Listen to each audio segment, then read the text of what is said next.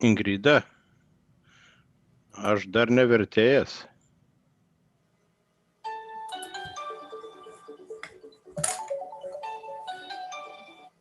Ingrida. Taip, sveiki. Taip. Ingrida. Dabar jau nesvarbu, nes čia vis tiek Ačiū. aš Jau gerai. dabar čia bandysiu blusinėti po tą programą. Gal mes turėsim kada laiko, nes aš nesusigaudau, kaip čia man pasidaryti. Jo. Nu, aš turėsiu atsidaręs, bet man čia kažkaip tos eilutės šokinėja, toksai visiškai nevaldomas reikalas pasirodė. Nu, aš kaip čia pasakyti, aš nemoku su tuo. Nu ir kas, kad įdedi ten iššoka, reiškia, eilutės kažkokios didelės ir tą tekstą negali suvaldyti. Tai aš šią minutę ištriniau tą, ką parašiau. Jūs matot, kas ten yra padaryta? Gal aš pridariau ko nors netinkamo?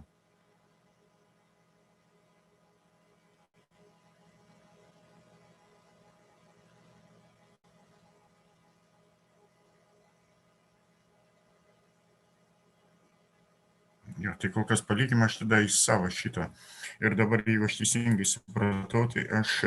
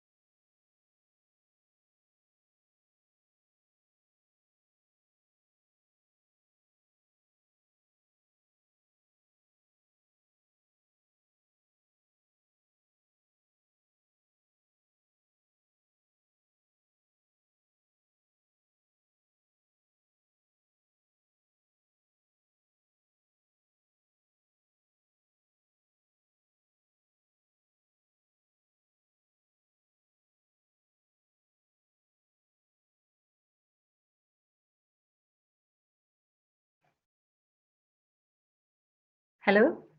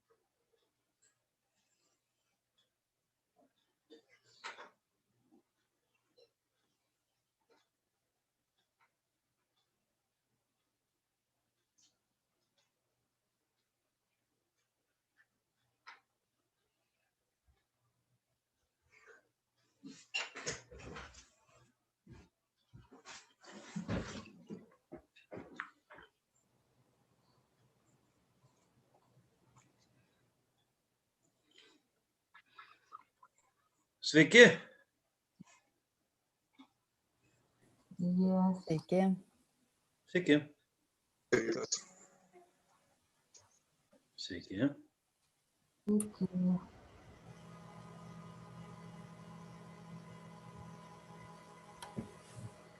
Čia tikrai ar season, ar ne koks savivaldybės Yes, posėdis? Vaidas, it's off-season our gardening event Sounds of the Nature. Okay. I This is thought our it's week. some parliament members. Hello, Safia. Hello. No. Hello.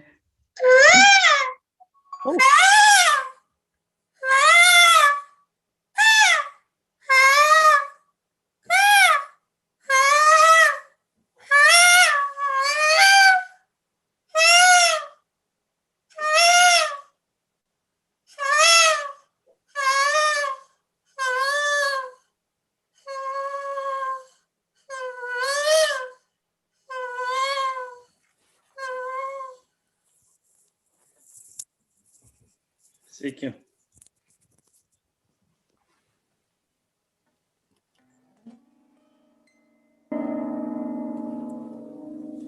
Sveikas, Andriau. Hello. Geras.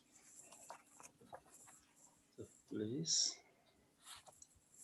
Good morning and welcome everybody to online 1 week event Sound in Nature. This week is a part of the 3 years project of Season Art Gardening, which bringing very close 3 countries, Lithuania, Sweden and Holland. And another main string in which we are so connected, like a glass bead, are artists and art. My name is Ernesta and my colleague Czeslavas. We're gonna guide you through all the week during this extraordinary event, online Creative Land Art Conference.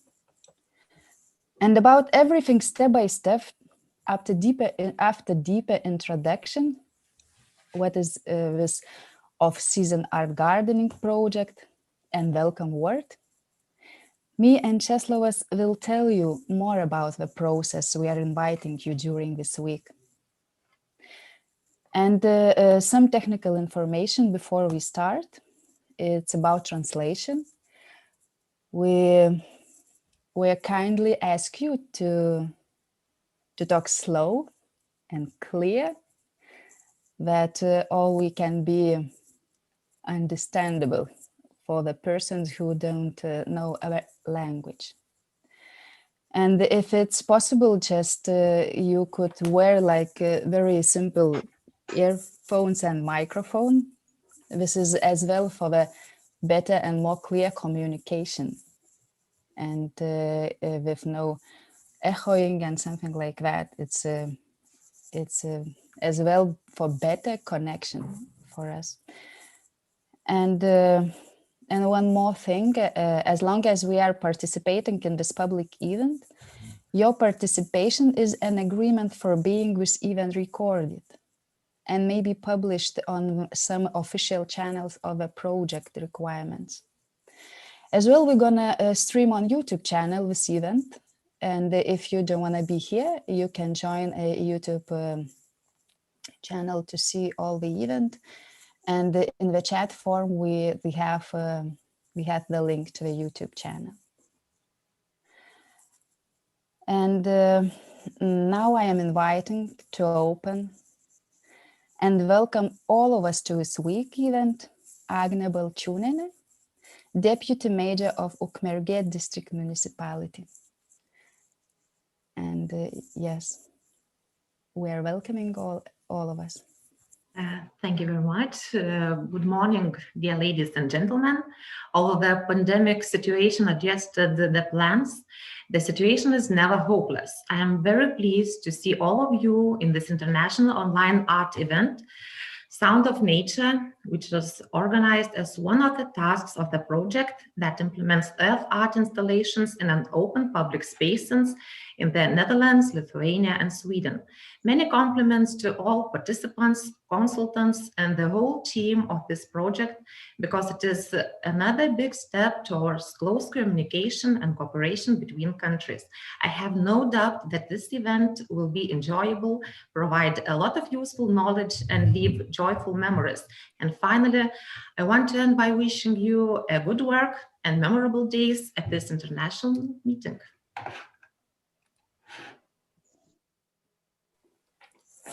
Thank you, Agne, for such a quick and very clear welcome word, and very, very warm. And we have as well one welcome word of the Sweden, and it is Conny Brandberg. Sorry if name and surname is pronounced not very well. And he is chairman of the culture committee in region Västra Gotland. And if it's a very digital world now, so we have that online and video welcome word. So I will share the screen and we will see.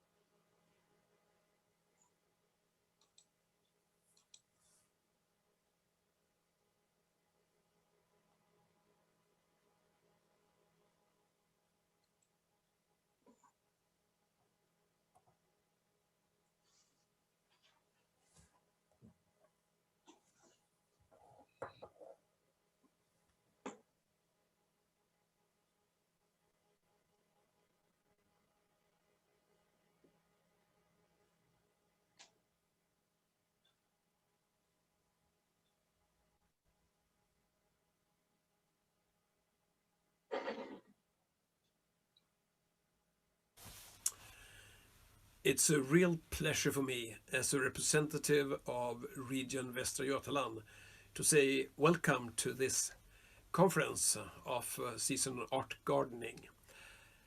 Some of you have been working with this partnership from Holland, here from Sweden and in Lithuania for a couple of years, and now you were not able to meet in a physical way, so this will be an online convention.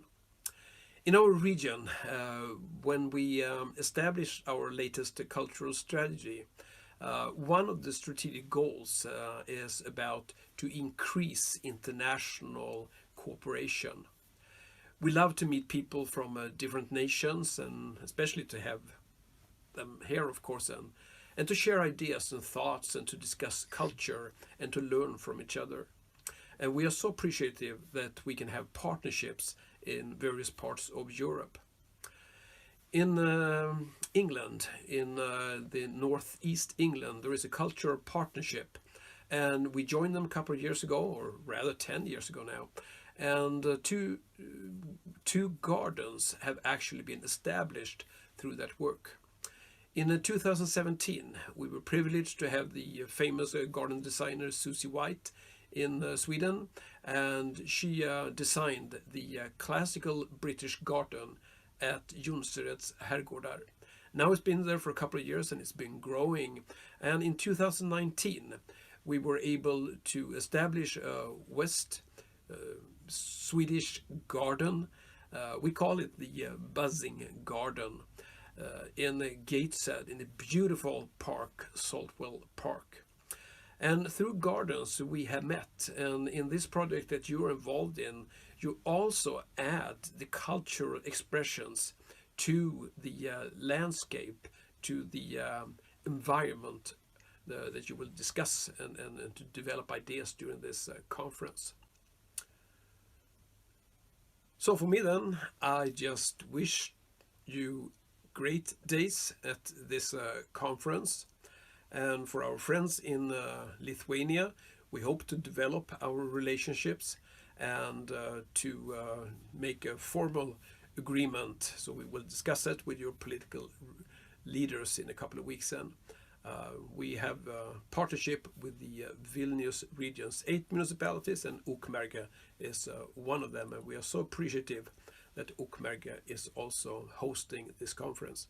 So I just want to say that I wish you great days online together. Thank you. Okay.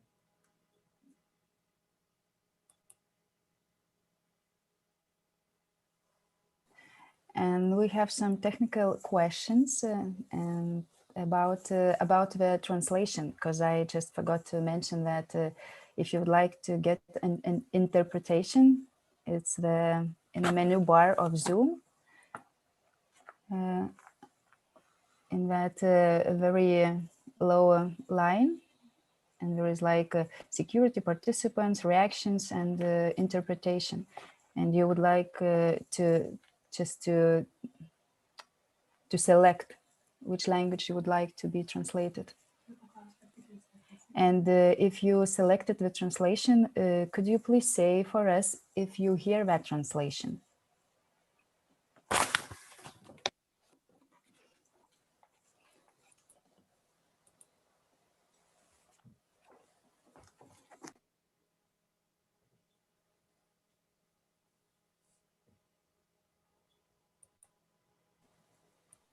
Or maybe nobody has need for translation. Could you please, I don't know, show the fingers or some reaction buttons or the word? For me, it's okay. Oh, it's okay. You don't need any translation, or No. you hear the translation? No. No, I don't hear, but I don't need it. Okay. Okay, I understand. Mm-hmm. Okay.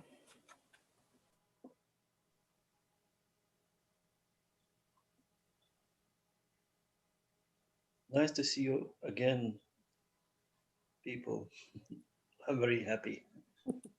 So if it's okay with the translation, we have our very important person in Lithuania, and the supporter of this project is our administrative director of Vilnius Regional Development Council, Evaldas Gustas, and he also would like to say a welcome word for us, and would like to open for us our 1 week event of land art, which is maybe the first in Lithuania. That's maybe for sure that plain air painting, that event which is used to be just in an open space, open air, and now we have in a digital area. So Evaldas Gustas is welcoming us. Good morning for everybody, and dear participants, organizers, thank you for invitation and possibility to say a few words on behalf of the Region Development Council. International cooperation is always important because of different aspects. It brings closer people, states, allows better to know each other, to exchange experience, ideas, good practices between us. And it is especially important in the cultural sphere. International cooperation in this sphere becomes as cultural diplomacy. It is possibility for creators establish closer relations to develop together new ideas and projects. A few words about Vilnius Region Development Council. This institution as a legal entity was established only 2 weeks ago. Before, this council was only as a representative body of municipalities in the region. And now our council, according new regional development law, as a legal entity, gained more rights and responsibilities. One of them, to cooperate with the regions of other countries. And the council and I, as director of administration of this council, are ready to use this opportunity to extend international cooperation in Vilnius region. The aim of this year and this project is to strengthen creativity and innovation in our regions, especially in rural areas. We have mutual interest to develop the cultural contacts between our regions to strengthen the attractiveness of the municipalities in these regions. Representatives of our regions have had meetings until now, both in Lithuania and Sweden, in the field of culture. But I see an opportunity to extend our cooperation in other areas too. We are facing a big challenge. Coronavirus in the world, and we haven't the possibility to meet physically. Nevertheless, I am sure that this event will help to achieve mentioned goals and to strengthen our relations. I wish all of you to have fruitful discussions, pleasant time there in plain air, and personal success. Thank you and good luck. Thank you very much. Thank you, Evaldis, for so good speech and inspiring speech. And yeah, it's like a father's hand holding all the project and blessing the project. Thank you so much, Evaldis. And now we have a speaker from Sweden. Her name is Sofia Goldbrand. Sofia, if it's correct, if it's not correct, just say your surname.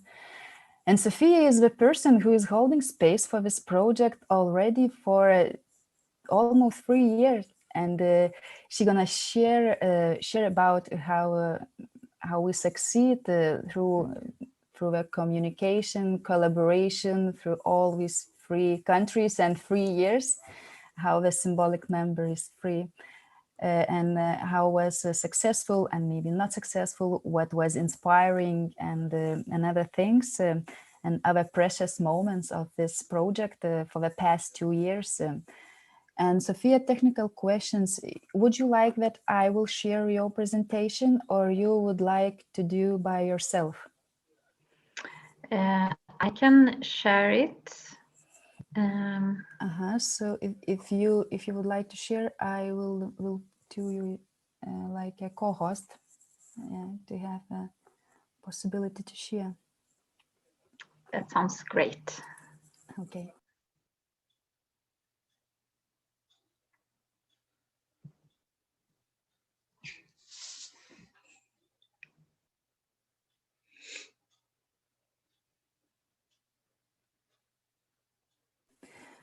Sofia, could you please try to share, because you now are co-host? Yes. So you have right to share. So we'll see if the technical would like to be so friendly to us. Okay. Okay, so do you now, is it possible for you now to see my presentation? I see your screen, but I don't see any slide still. Okay, it could be kind of a small delay. Yes, Perhaps.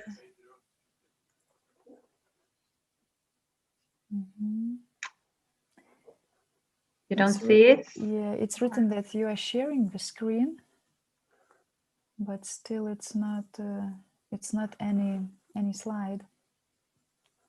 Okay, but Visible. maybe you should share it then. Maybe it doesn't work. Okay. Because Okay, we'll try. for me it looks like it works, but It looks like it worked. Or maybe you could do one like press button. Okay. it's always exciting with these technical issues.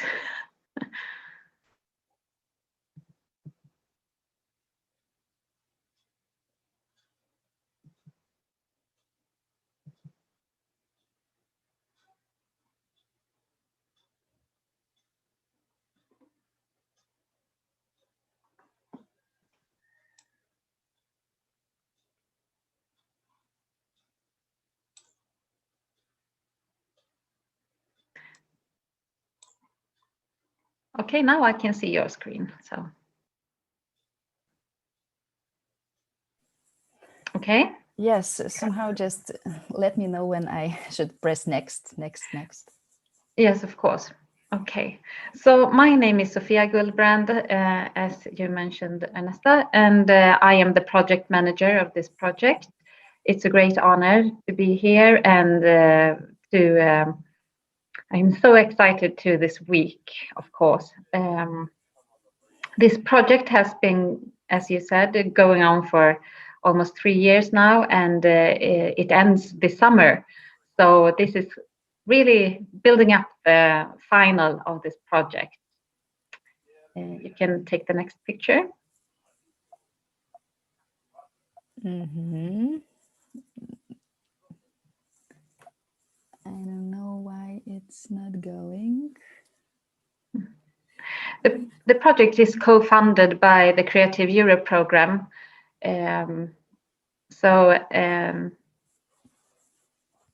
It's a kind of interesting and exciting way to work also with their contribution to the project.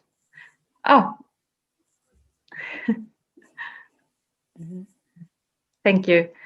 The purpose of this project is joining artists within the fields of land art, landscape architecture, and garden design.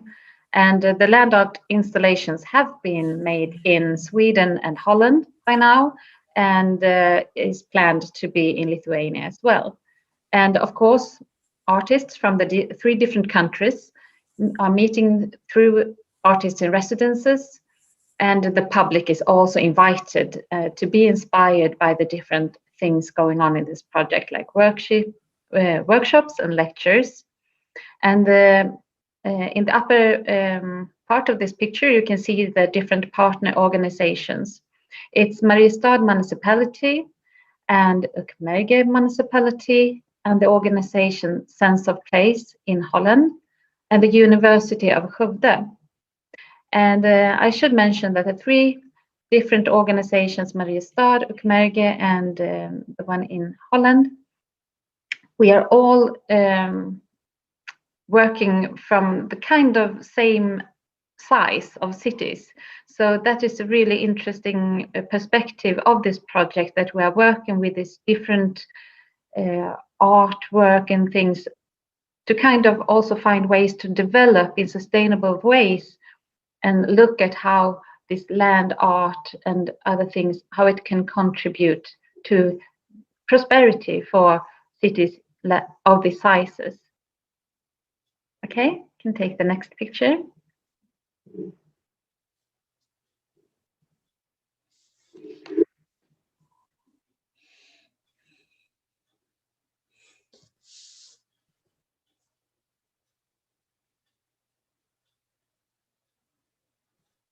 Have you changed picture, because I can't see?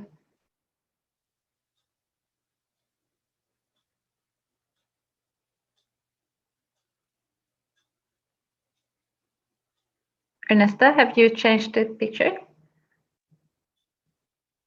No.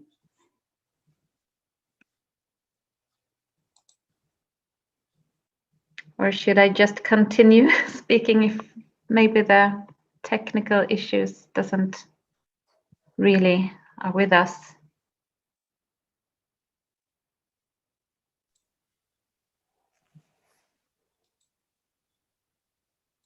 Ernesta, you're on mute.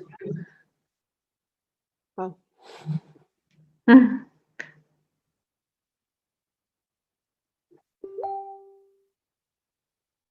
Or does maybe, Wendy, could you see if the picture is changing?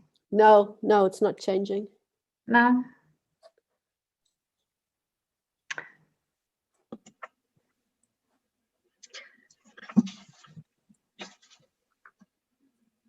Well, I can continue anyway. Of course, it's very exciting with this exchange between the different cultures, and we have had a little bit of challenging issues in the beginning, of course, because of communication and also about understanding this project. But I would say that the process, as we wanted from the beginning, it has been built. So it has developed over time. And we have a lot of communication in the project group, but of course the pandemic has been challenging us. So we had to, for example, make the project a bit longer because we wanted really to come to Lithuania and come to visit, but of course we understood after a while that it wouldn't be possible. So we are really happy that we can do this anyway digital today, but of course we wanted to do it in person, to meet.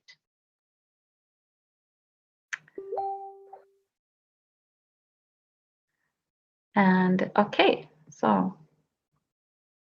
this is kind of a timeline just for you to see how the work has been. We started by, for the artists really is this timeline. So the artists in this project group, they are meeting, and they also meet with other local persons like architects or workshop leaders and so on. So these are pictures from Holland, where we had the great opportunity and a wonderful host with a sense of place organization, that we really got a sense of the place. We had the opportunity to kind of get under the skin of what Holland is in a short time, and we had the opportunity to come out to the beautiful island of Terschelling, and the artists had the chance to really be close to the tides with the sea level, and also to create art on the beach. And as you can see in these pictures, they are working with different materials, and they made this land art. It was really exciting to from the project group view to to follow the processes. And here you have some examples. This is an art work by Ulrika Jansson and Jonas Liveröd, the Swedish artists of this project. And we can take the next picture. This is just that I want to give you all a sense of what has happened. You will of course have the chance to listen to the artists later on this day, in this afternoon. The tide, you have to kind of imagine that the tide, the water came and left during the 24 hours. So these art pieces on the beach kind of changed during the time that they were there. And later on, we had all gathered again in Sweden the same year, 2019. And of course, we had local persons here also inviting and inspiring the artists, and kind of making a place where they could have this exchange between each other, and also a cultural day with a really high quality. It was also local politicians and other persons participating, so it was really interesting discussions. The University of Skövde also have a very important part of this project. They are giving lectures that you will also have the possibility to be part of and listen to during this week. In Mariestad, the artists planted these oak trees together. It was a symbolic art piece. They will actually grow together, and it symbolizes the 3 different countries. And of course, they will grow for hundreds and hundreds of years. So we will not be able to see the final results. The artists had the possibility to make sketches during the week for an art piece that would be connected to the oak trees. And the citizens of Mariestad had the chance to vote for their favorite sketch. And it was Vaidas Ramoshka that won this competition. And the rock is placed between the oak trees today. And over time, the oak trees will grow together with the rock, but also an art piece will be placed on the rock by Vaidas Ramoshka.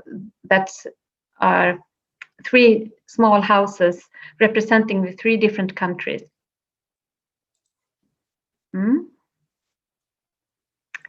There has been some more art created, and this is by Ulrika Jansson in the harbor area of Mariestad. And this is the Mariestad totem by Jonas Liveröd, also in the harbor area of Mariestad, where he had really gone into kind of the soul of Mariestad and put it into this art piece. Also, the citizens of Mariestad have been invited to co-create and you can see here, for example, insect hotels that they have made that are placed by the art trail of Tidan. Together with other art, they can show their creations. And actually, out of the pandemic, new ideas arise. So today you can experience the digital sculpture by Jan Catelaar, the Dutch artist. You can see it in Mariestad in a digital way. So it's not placed here in physical, but you can see it digital. Together with other artists, they can show their creations. I'm sorry? Actually, out of the pandemic, new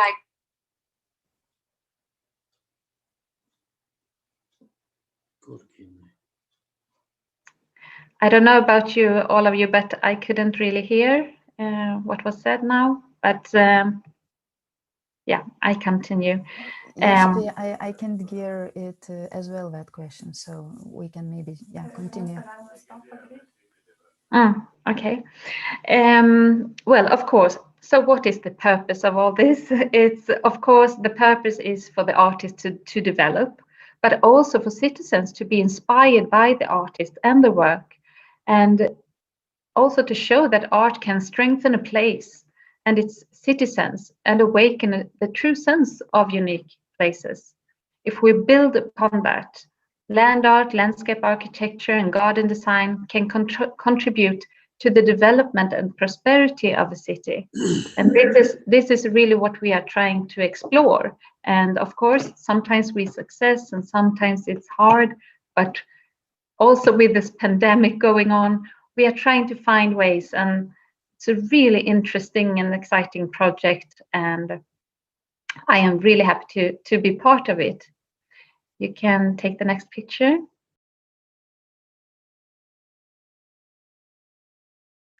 It's a really strong partnership group in this project, and that is a very good ground for it, and I'm really looking forward to the continued part of it.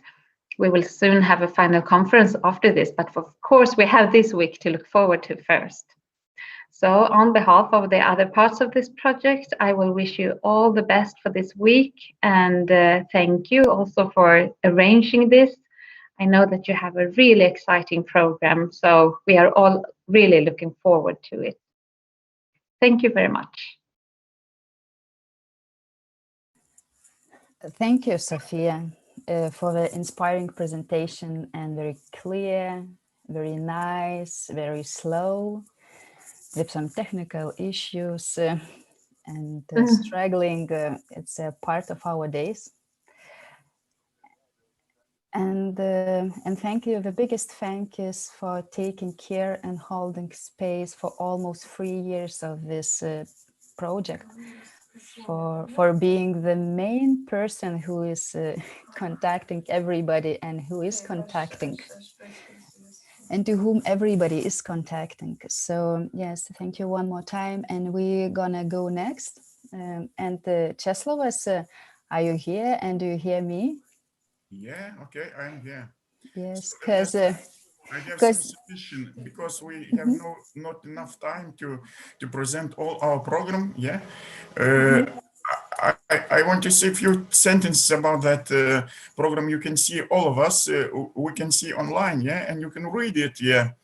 And I think I want to focus one mind about the Ukmergė project, because we have a lot of challenges, yeah, and the part of program in Ukmergė was focused on a sound, yeah, and I think it's very interesting way to find new possibilities to create art online and in between nature art, land art, sound art, and others. And we're going to create, maybe I'm sure that we will be able to create an interesting things in the end of this workshop, yeah, and maybe it will be a good presentation for our colleagues, for our teachers, artists, and other administrators to understand a new mission of art, of artists, and how to create some good things in the city, yeah. And if you let me, I want to invite to say some interesting words about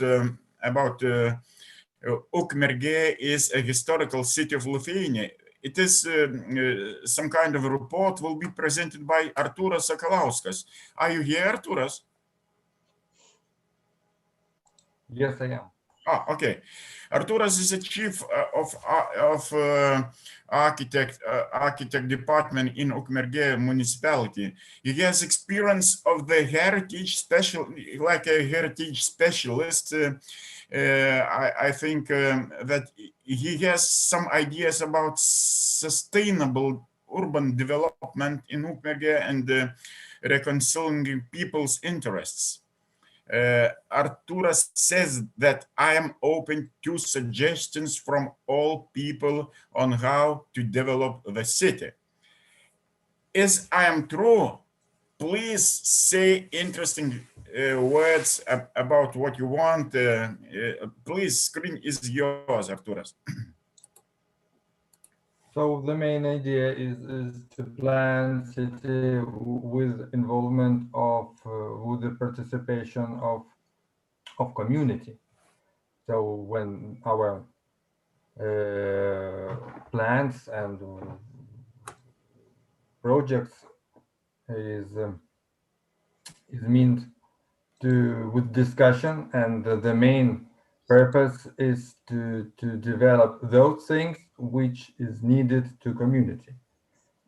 So that is the main idea, which is, I think will continue as a sustainable development of Ukmergė.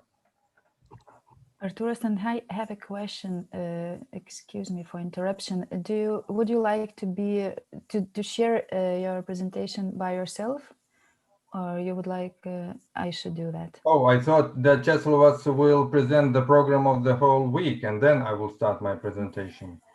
Yeah, Česlovas is very strict to the time, and maybe I just I can now start presenting my presentation. Yes, right? Yeah, I think yes. you can start, because all program is online. Yeah, you can see, everybody can see, and it's not necessary to read once more about it. Yeah. Okay. Can the host of this meeting enable screen sharing for the guests? Then I will share my presentation. Okay. Yes, Artūras, we will. Yeah. You are co-host now.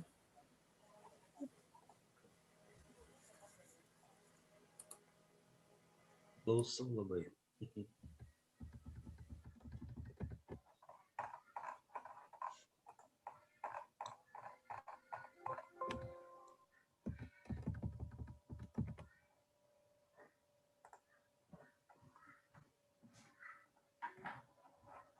So I will present the presentation in Lithuanian, because I think the majority of guests are Lithuanian. So as there is a possibility of translation, I think all of you will feel comfortable with my language. Of course, we have the translators. It's okay, you can talk in Lithuanian. Thank you, Artūras. Ukmergė istorinis Lietuvos miestas. Tai trumpai apie jo susikūrimą. Pirmas paminėjimas Ukmergės yra 1333 metai. Ir kaip matome iš planelių, susikūrė jinai tarp dviejų upių Santakos ir Piliakalnio. Tai va čia turim su pelyte, bandau, antrų numerių kairiame paveikslėlėje pažymėtas Piliakalnis, kuris iki šios dienos išlikęs, ir trečių numerių Papilys, kurio nėra. Ledynmečio suformuotas reljefas tapo vieta pirmosioms gyvenvietėms įsikurti. Ir atsiradus Lietuvos didžiosios kunigaikštystės valstybei ir esant patogiai Ukmergės dislokacijai, šita vieta įgavo didesnį įtaką ir pradėjo vystytis. Tai jau 14 amžiaus planelėje, čia antras paveikslėlis nuo kairės, matome daug žymiai išplėtotą gatvių tinklą, apgyvendinimą šiaurės teritorijoje. O nuo 15 ir 16 amžiaus, tai čia jau dešiniam lange, viršutinis ir apatinė paveikslėliai. Galim pastebėti, kaip miestas jau įgauna pakankamai šiuolaikinį dabarčiai panašų planą. Tai trasų vieta pasikeitė, atsirado Turgaus aikštė, toks stačiakampis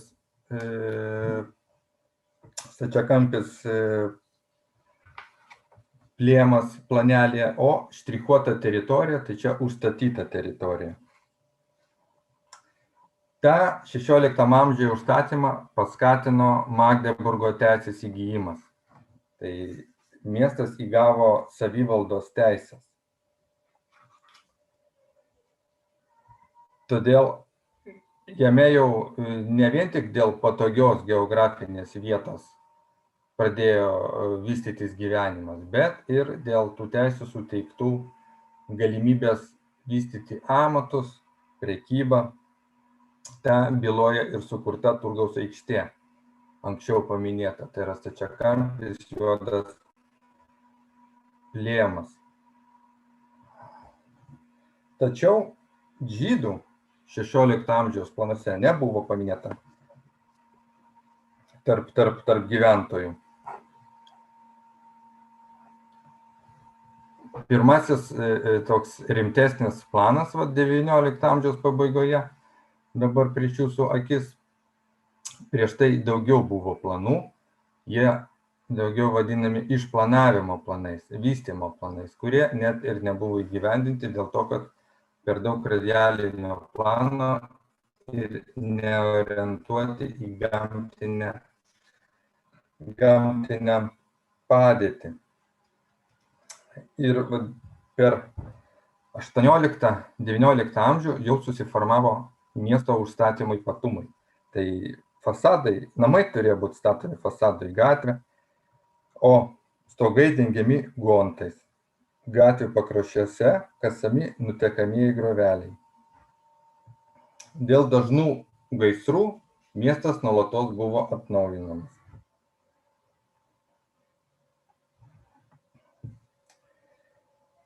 Visgi 19 amžiuje miesto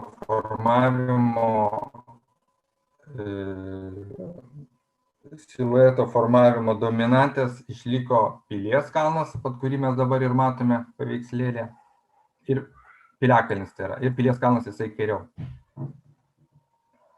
Tuometinis Ukmergės miestas 19 amžiuje buvo trečias pagal didumą Lietuvoje miestas. Ir 19 amžiuje pradžioje Ukmergėje buvo 2650 gyventojų.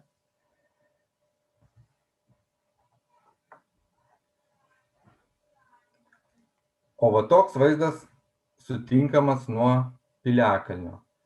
Tai dėka 19 amžiuje išrastos fotografijos turim ir fiksuotų kadrų iš Ukmergės. Ir viena iš įdomybių, kad Rusijos caro laikais norėdami atnaujinti Ukmergę, buvo įsakymas statyti mūrinius pastatus.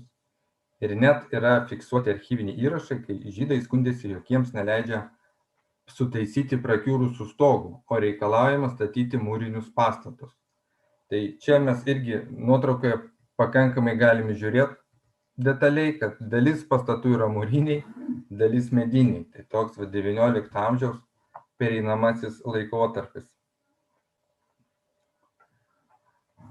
Kūrėsi ir religinės bendruomenės, tai XIX amžiaus viduryje pastatyta stačiatikių Švenčiausios Trejybės cerkvė, mes matome ją panoramai.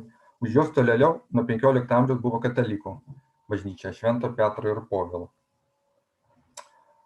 Miestas daugiausiai gyveno iš amatų ir prekybų. Čia veikia lytinės, odos apdirbimo, kalkių gamybos, alaus gamybos, puodų žiedinimo įmonės.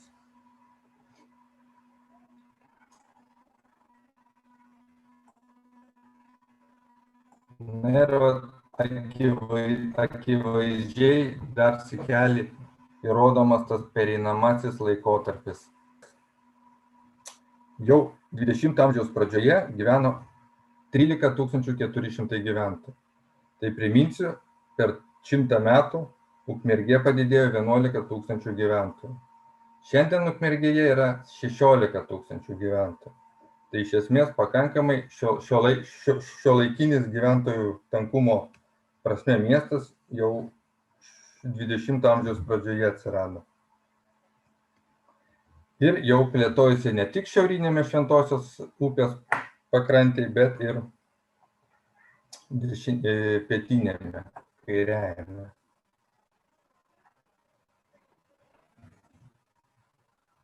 Tarpukariu Ukmergė įgyjo naują statusą ir įstaigų ir kitų reiškia svarbių objektų. Tai ir švietimo įstaigos mokyklos, amatų mokyklos, vandentiekio bokštas buvo pastatytas, gaisrinės bokštas buvo pastatytas, kareivinės naujos buvo statomas, didžiausios to laikmečio Lietuvoje.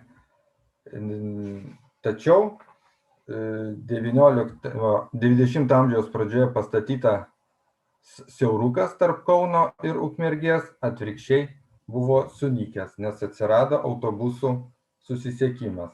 Taip pat nunyko ir arklių paštas.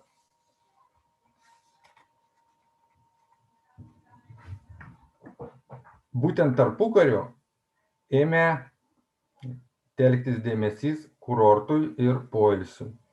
Tai Ukmergėje esantis Pivonijos miškas tapo kurortinė vietovė, į kurią vyko ne tik ukmergiškiai pailsėti, bet ir aplinkinių miestų gyventojai mėgo. Vyko žygiai. Keitėsi amatų, taip pat tradicijos, sunyko paplitusi prieš tai podininkystė, odos apdirbimo įmonės, tačiau atsirado verslai elektrinės, lentpjūvės, aliejaus, vaisvandenių gamybos įmonės, baldų dirbtuvės, vilnų verpyklos, koklių ir kailių apdirbimo įmonės, saldainių, vyno gamybos bei daugelis kitų. Mieste veikia, kas dar įdomu, jog tai miestas buvo daugiakultūrinis. Jame veikia ne tik lietuvių, bet ir lenkų, 2 žydų mokyklos. Apskritai didžioji dauguma gyventojų 19-20 amžiaus pradžios buvo žydai. Jie sudarė daugiau negu pusė gyventojų. O lietuviai buvo mažuma. Tai proporcionaliai, jeigu 7 000 buvo žydų, tai po 2000 buvo lenkų, 2000 rusų, o lietuvių tame fone buvo tik apie 900 iki 1000.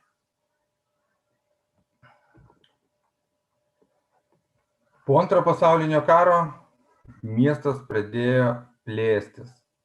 Tai iš tų vietų, jeigu prieš tai visa plėtra vyko aplink centrą, aplink Senamiestį, aplink Piliakalnį, tai dabar iš plano matome, kad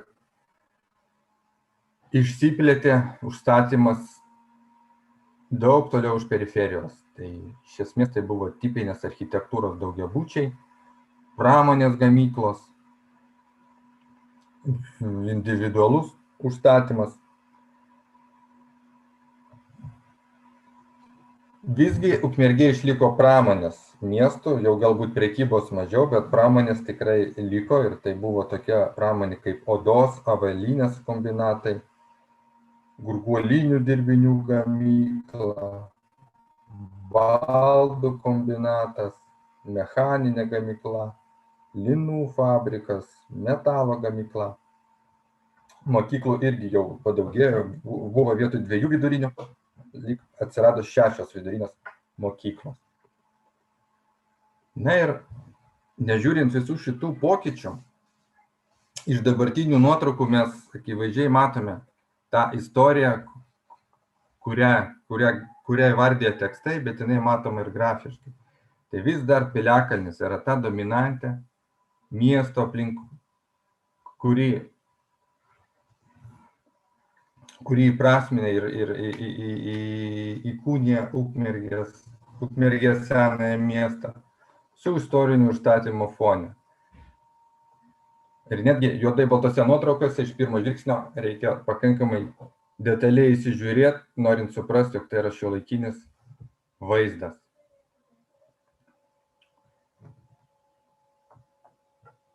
Dėka pakankamai sumanių architektūrinių sprendimų 20 amžiaus pusėje naujasis užstatymas nesudarkė senamiesčio, jisai korektiškai apsistatė aplink senamiestį, sukurdamas seno ir naujo jungtį.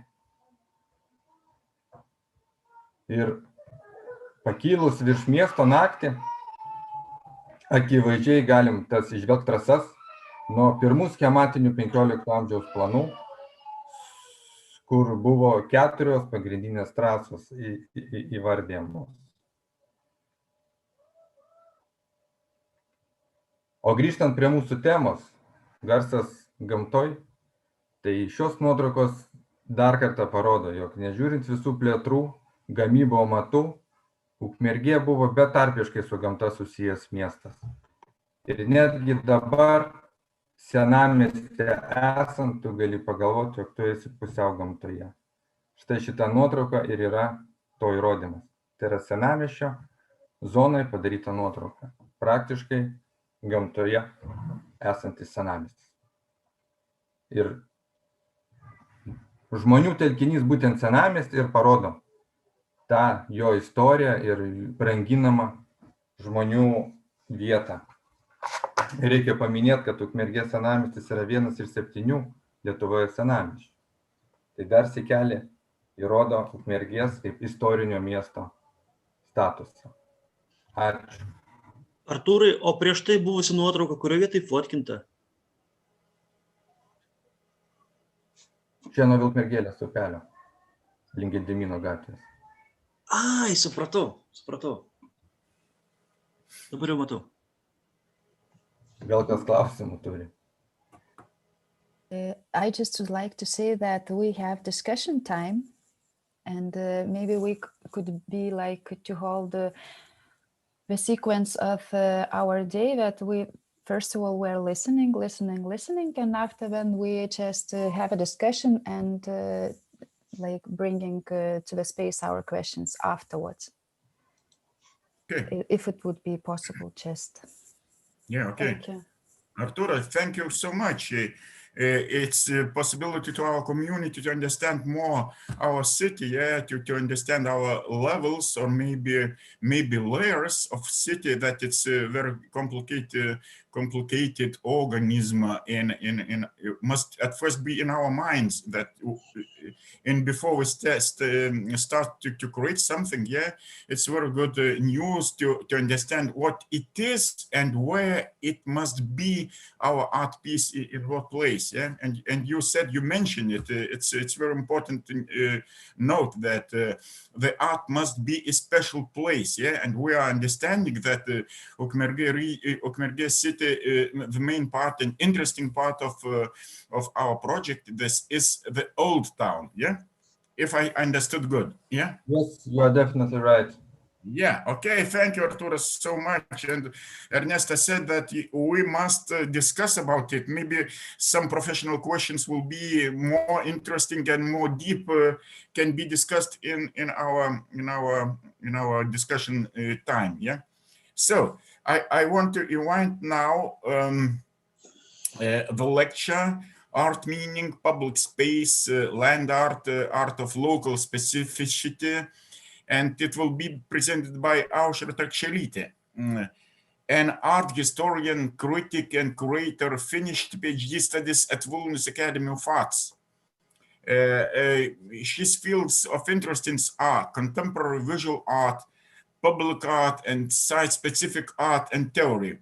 Aušra have been curating art projects and exhibitions in Lithuania and abroad. Yeah.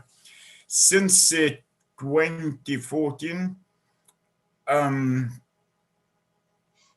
Aušra was working at the Institute of Art Research and participating in Vilnius Academy of Education process by giving lectures.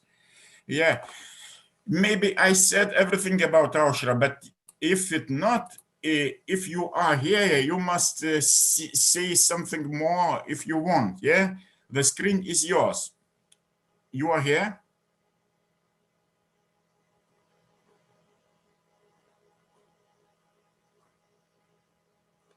Ernesta, what Aušra, Aušra is yeah, I saw here a couple minutes ago, that's for sure. But I will see. Everything okay? Ernesta, you have the presentation, yeah? Yes, I do have a presentation, and if Aušra is not here, but she was a couple minutes ago. Yeah, but okay, maybe I will show a presentation, and you Česlovas, maybe. Yeah, if it's possible. We'll have a presentation of Aušra. Yeah, what do you think? Maybe we can do somehow both. We can steal the presentation from Aušra. Aušra, where you are? Lost somewhere. Yes, I'm lost. Lost in this digital world. So it's now we must decide, Česlovas, if we're gonna go through her presentation, or maybe we can now just do that discussion time. Just a minute. Maybe you have some marks or some notes about our project now. Ernesta, can you say? And in that time, I will call to Aušra and I must ask where she is. Okay. Okay. So one more question. Yes. We will tell our friends of Sweden and Holland a little bit. Just a question. It will be some speech about rock music, rock legends, about Ukmergė or not? Later a little bit, no?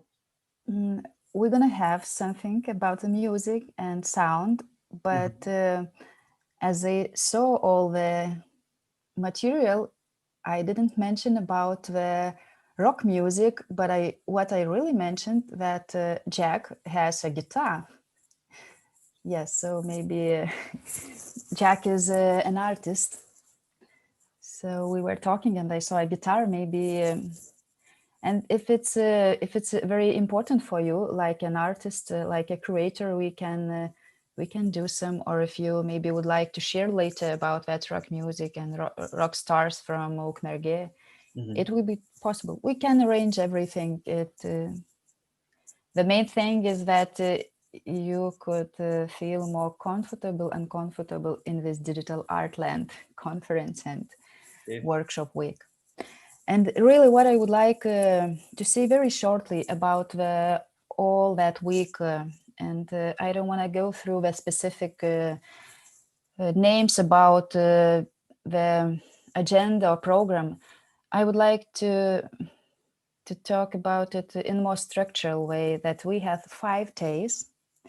4 days are for public, and 1 day is just for curators. And the structure is that we, in the morning time from 10 to 12, we have that presentations time. and a little discussion. And the afternoon, we have more time for the artists. In the Monday, we have public time that the art is going to be presented, and we are gonna share our spaces that to do a connection and to open the circle for creation for this week. On Tuesday and Wednesday in the afternoon, just for artists, and on Thursday, whole day for creation for the artist. And on Friday, the 5th day of this week, we're gonna have presentations, or it doesn't matter in which form, but it can be written, showing, talking, silence. It doesn't matter. It's gonna be the presentations from artists about the result of this week for creation. And the main thing that and the main challenge in this week is that we are from the distance, and the land art is very, very material, and the main challenge is how to feel Ukmergė, how to feel sound in Ukmergė during that distance. So this week it's about coming together, open the circle and space for creation, that from that digital, in this digital world and in this online connection, we can create and to help and to inspire each other. It's not about that just artists must to do because here is a project and etc. No, we are all creators, and we are all as one, just to make our land, our world to live better, to nicer. How we create, we're gonna live like that, and not just the artist responsible for the creation. So I am really kindly invited to be here for all week to support the artists, to inspire each other, and to have the joy of this process. So Czeslavas, how was it? Did you catch the Aušra?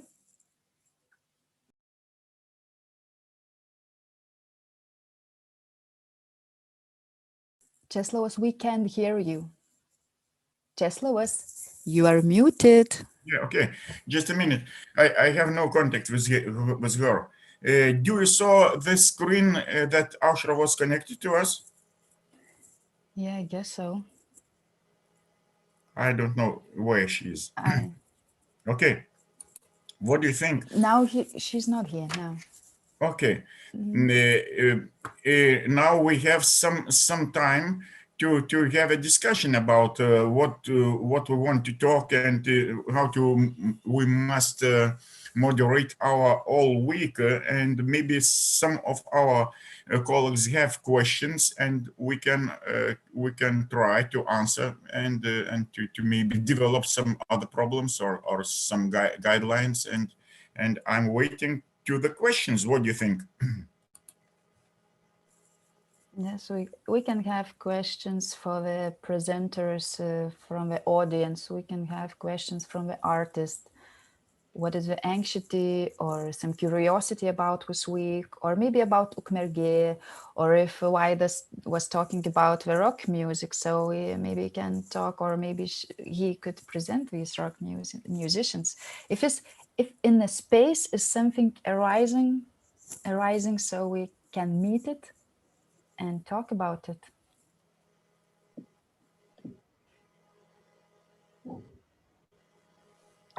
So just the beginning, it's hard to discuss because there is no material to discuss about. And maybe just maybe could be some organizational questions about the program.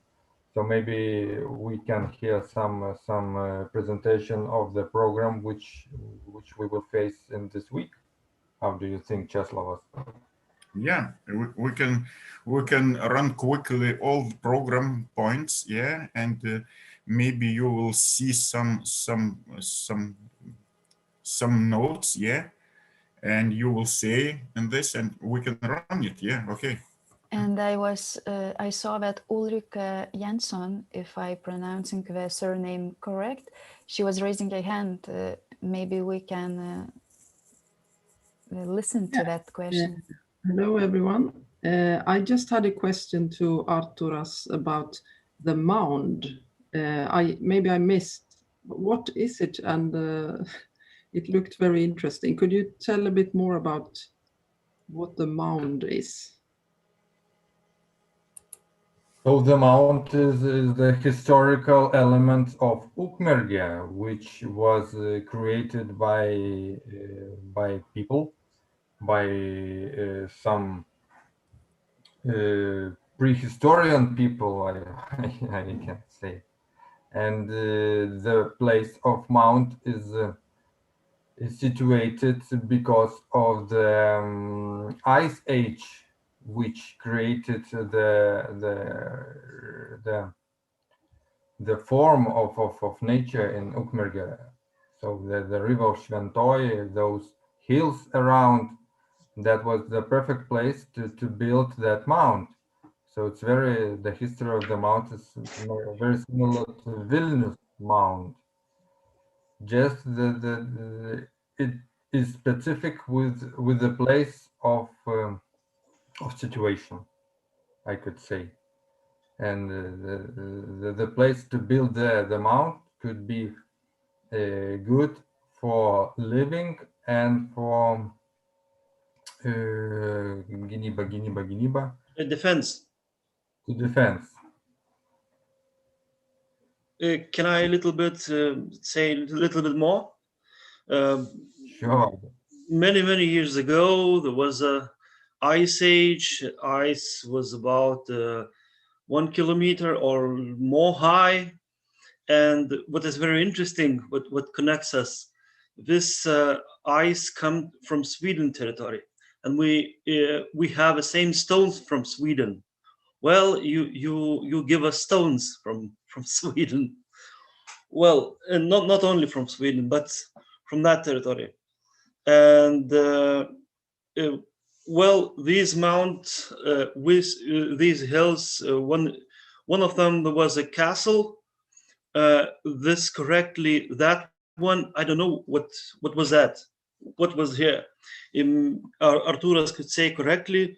I think that there could be castle too, but I don't know because on the mount there was the former castle, and on the other hill, which is to the left, where I show with the mouse, was the castle of 18th century. Mm-hmm.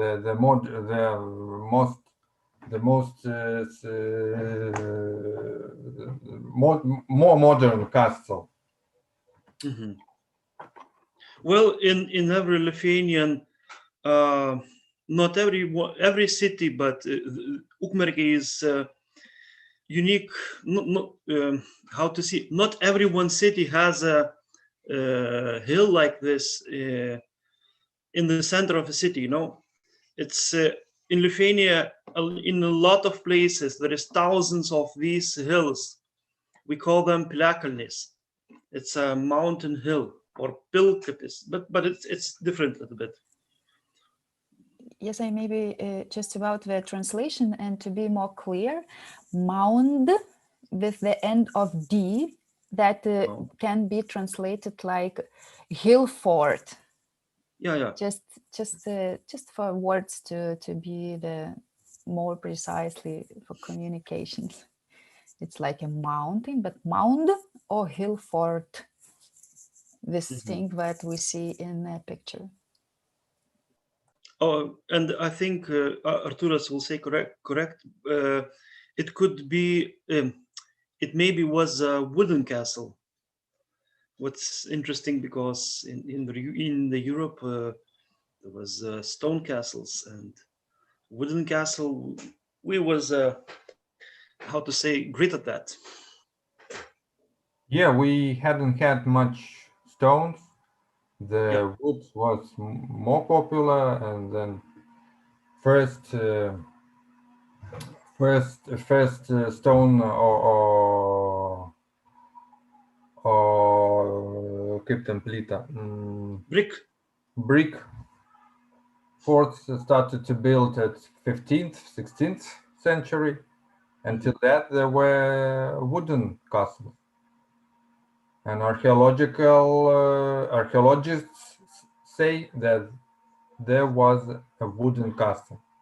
Yeah, so there is hard to say about the form, about the volume of the castle, but the fact that there was a castle is. And also there is if Arturas and Česlovai, you say that maybe maybe I'm not right, but or maybe I'm not talking in them, but there is two versions of legend of name of the city. Maybe you can it can inspire you, Ulrika. The first legend is that it's a wolf girl raised by the wolves, Vilkmerge, wolf, and it's Vilk, Vilkas, and Merge, it's a girl. Another legend, not legend, but theory of the name, it's Vilkt Merge. It means a woman who kept Velka.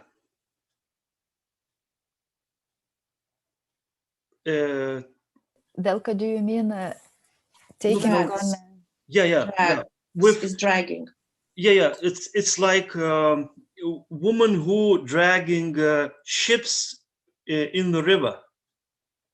It's very interesting for me. Almost new theory, but it sounds it sounds interesting. Well, it's a two theories. It's a wolf girl and a dragon girl. Maybe it could helps you for artwork. Thank you, Vaidas, for taking some very interesting and some very small pieces of the Ukmergė. And maybe it could be the question for everybody: what inspires you personally in Ukmergė, or maybe what part or thing or small detail, like Vaidas is talking, for example, what could be the inspiration for you to visit Ukmergė or to live? Why are you living, for example, in Ukmergė? Or what is the thing you would like to go to the Ukmergė, or for example, to share with all over the world about the Ukmergė? Maybe these details, it would be for our guests from Holland and Sweden, for our artists to catch and feel and sense more and more Ukmergė. Maybe just for every audience we can share about the small details, and from these small details, like a puzzle details, we can put like one detail, another detail, and we just putting them together, and we have an Ukmergė view, the personal Ukmergė view.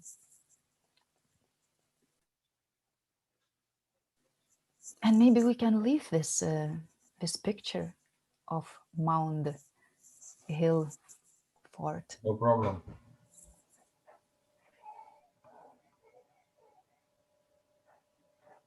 It's sad that it's impossible to travel by the city, travel into the city, because it's very interesting old town with very small houses, small.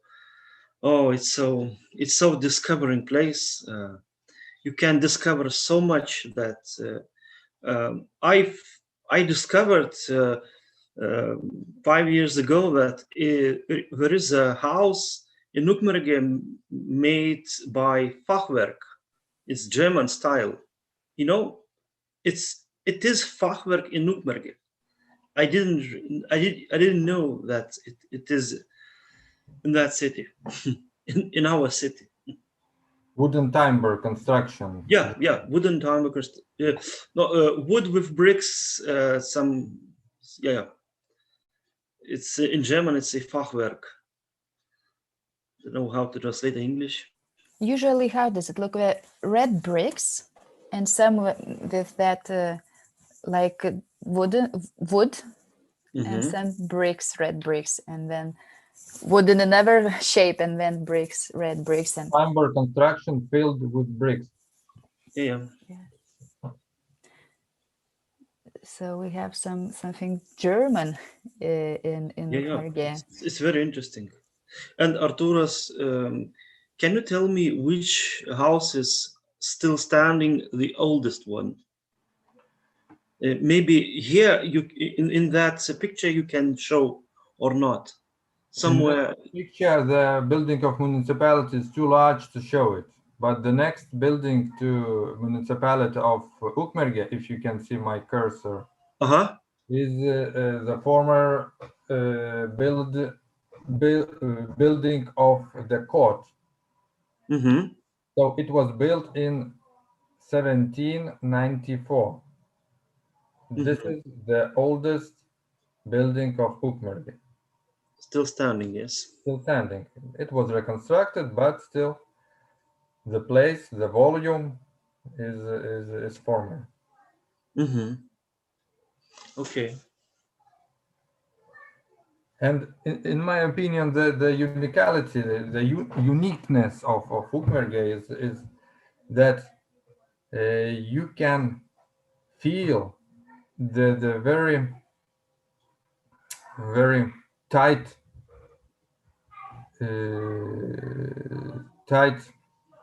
contact of nature, city, and the culture.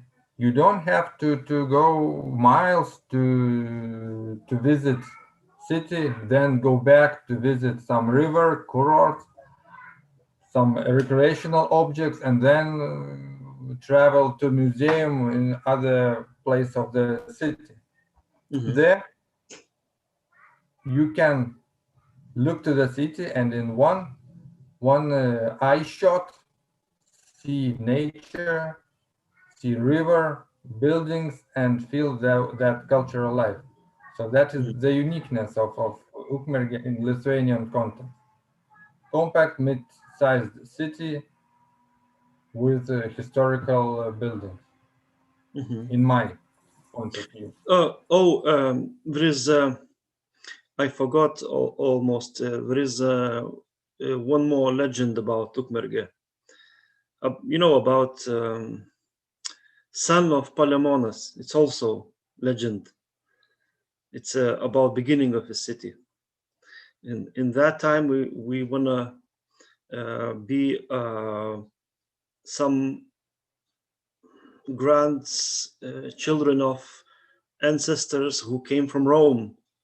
It's Palemonas, and one of his son stay near the hill, and he settled here. It's a legend, very, very interesting, that some kind of Romans settled here. It's also a very, very old legend. So I want to interrupt you, excuse us, guys, yeah, and I want to say some sentences for you and for Nesta especially, yeah.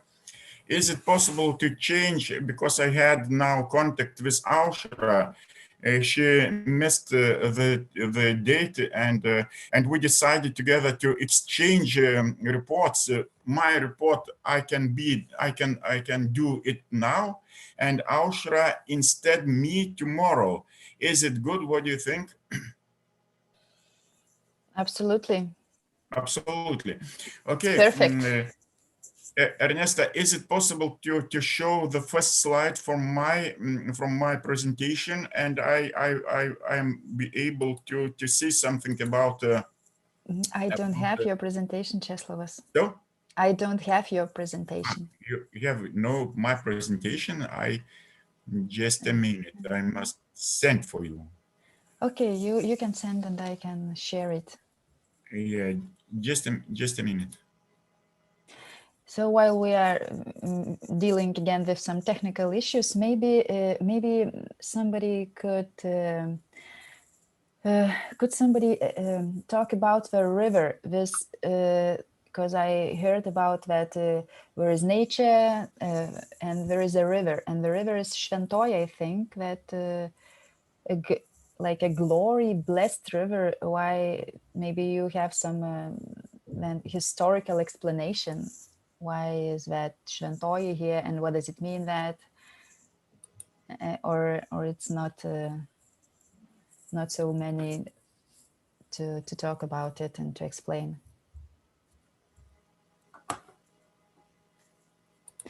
I think that Artūras, maybe that maybe naturally that people gathers to live near the water, and in this place water plus topographical criteria made the role. Well, that's, I think, the main idea. And many cities of Lithuania was founded near the rivers. Vilnius, Kaunas, the big cities. Yes, but the name Šventoji, if I am correct, this river is in Ukmergė. Maybe you know something about that name. Why is it like a story, some legend about that glory blessed river? To say I don't know, and I don't want to fantasize about the name, but I think it's not in the Ukmergė the name was special. It's maybe in the context of Lithuanian is important to say about the name. Yeah, very, very good point. And Czeslavas, did you send me? Yeah, it's a big file. Yeah, it's a big file. It's growing very slowly. Yeah, maybe I be able to present it by my screen. What do you think? Yes, you are co-host.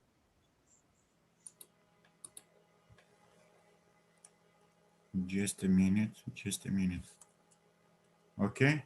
There's that green button, share screen, and you need to be opened that presentation on your computer. Then press share screen and choose already opened presentation. Okay, just a minute. Yeah. And while we are going, can I use two windows? One is for PowerPoint, another for Word presentation. From two windows, is it possible? We can try, but I don't think so. What you can share one file. Okay.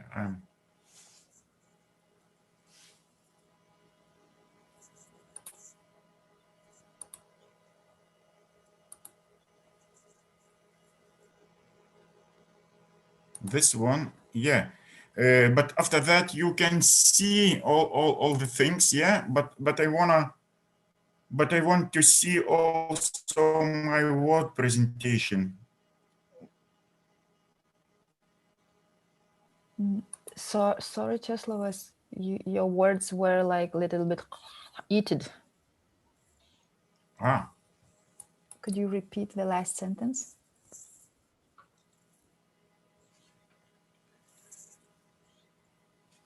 Okay, is it possible to see in two windows the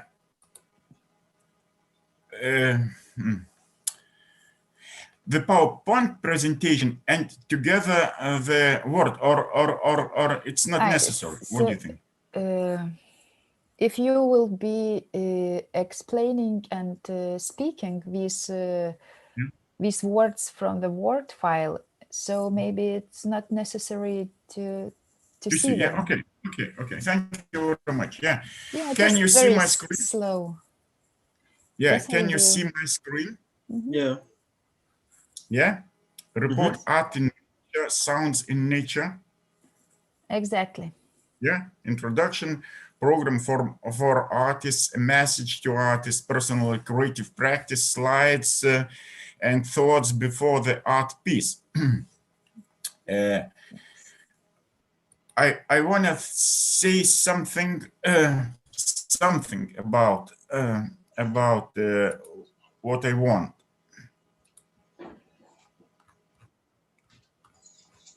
So, in my report, I will try to review two things. In general, insights of the project in Ukmergė for artists, and through my personal creative practice, highlight those aspects that are relevant in my head today and to wider audience. That occasion is now the Artists Residency Program. Welcome to Ukmergė Municipality, Lithuania. The theme of the project activates developed in Ukmergė is Sounds in Nature.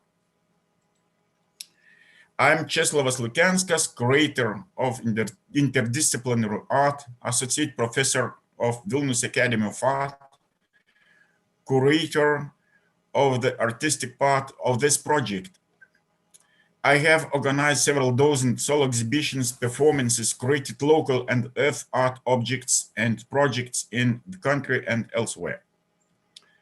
Art Season Art Gardening is a 32-month international project from 2018 to 2021, and the main goal is to bring together artists for joint activities focusing on the following areas: earth art, landscape architecture, and garden design. Modern challenges have led to expansion of the field of attention and the inclusion of sound art in Lithuania as a part of this project. The theme of the project to be developed in Ukmergė is Sounds in Nature. The International Percussion Festival being developed in Ukmergė is already a striking part of the city's identity, so the theme is chosen not by chance. Thus, the Ukmergė working group taking also into account the initial provisions of the international project of season art gardening. The tendencies of modern public space formation and accumulated considerable experience of this field draws the attention of developers to the sound. At the most abstract level, the project aims to make place in the city meaningful. When we say sound, we mean that planar or plastic objects can either have to propagate sound or provoke visitors to extract that sound. Other means of expression are desirable and or possible. Sound installations, audiovisual projections on city walls or on social networks. There may be literary or acting performances in public places, premieres of musical works or concerts. The topic concept is recommended for the general presentation of the works, project sketches, prototypes of the project artists. The works will be presented online, making them available to the general public. It is important to involve urban and peripheral audiences in the project with the aim of encourage the creation and meaning of public spaces in places. An important part of this project is not only the works created by artists in public spaces, but also the involvement of community and the clever management of landscaping of the city. It is likely that project participants will appreciate sensuality and projects will be affected through the year. This process is seen as an opportunity to joint work, so supporting co-creative initiatives by sharing experiences, creating the reputation of the city of Ukmergė. Okmerge project Sounds in Nature, it's program for artists. The aim of the project is make the place in the city meaningful by sound, creating an interdisciplinary walks.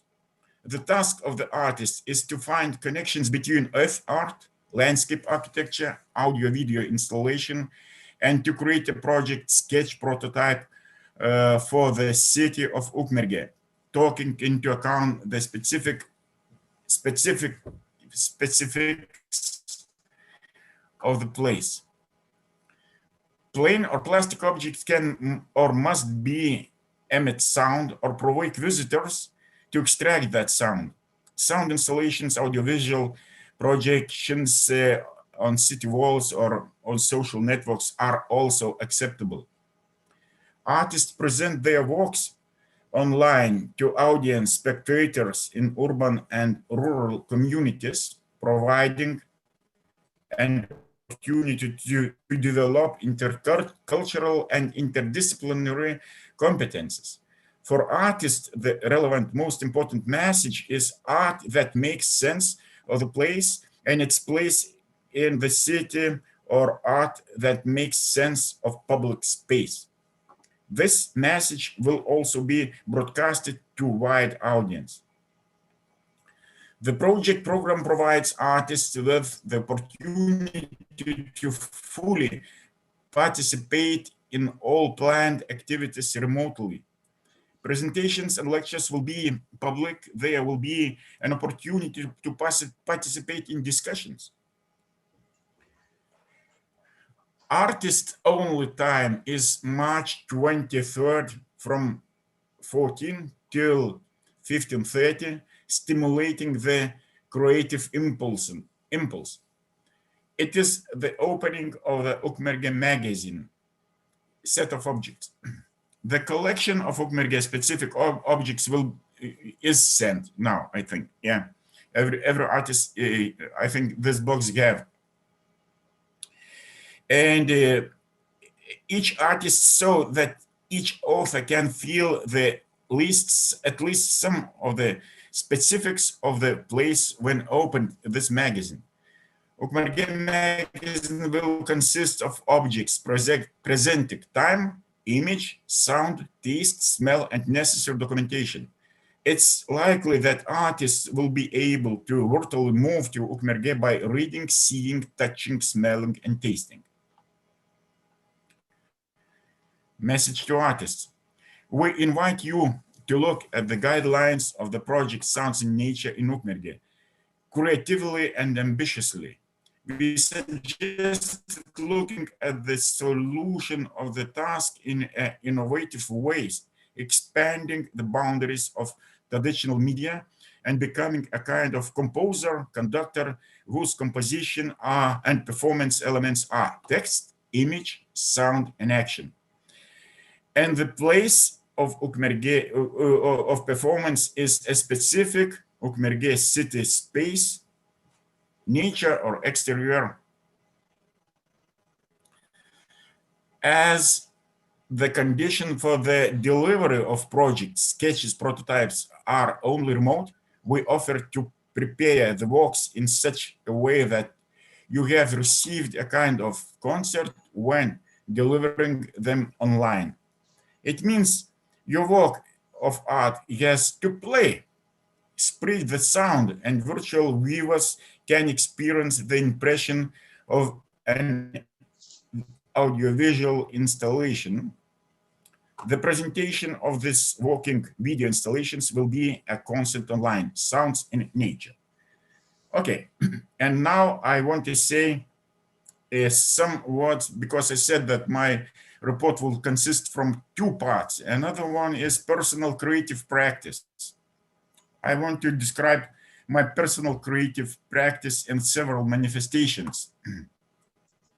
For example, interdisciplinarity, return to the simple objects and messages, body and behavior are art, everyday life becomes significant and meaningful, traces of nature and industry appear in art, dynamics and energy embodied in creation. Nature is documented its physical and chemical transformations, research of the interaction of space and language. Art equal life. And I want to say a few slides about from the beginning. Okay. The first, what you see now, I think it's star. It's a blue pentagram of icon enriched by brutality and pain for Lithuanians. Fragment from the installation's theory, various materials. In the 1990s was exhibited in Kaunas in Artist Union. And I can call that it's my business card. The next from 3rd till 7th slide is artistic action provocation about the thrown man to a monument. Just you will see, yeah. You have your picture? Yes, we see. Mm-hmm. Okay.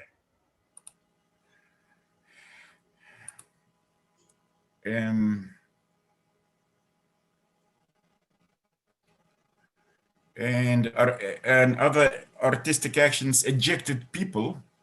No one needed refugees without human rights, expelled from social groups, work, family, and state. It's one of the main concepts what I'm doing. Maybe few decades with these actions, because I'm thinking about these problems globally.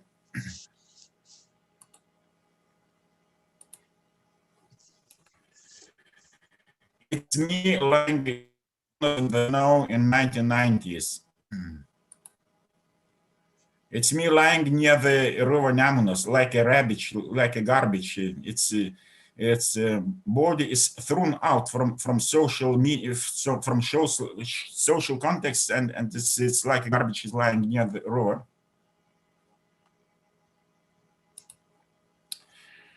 It's my student is thrown out like unuseful or don't needed persons in some kind of abandoned places. Another one in there's some rubbish garbage place, the laying bodies. The next one I want to say, it's artistic action hammers. A brutal production tool in nature is like a musical instrument, and we together with one of my colleague artists, we are playing in various places with the hammers, on the road, on the snow, in the forest, and in various places. Yeah. Next one is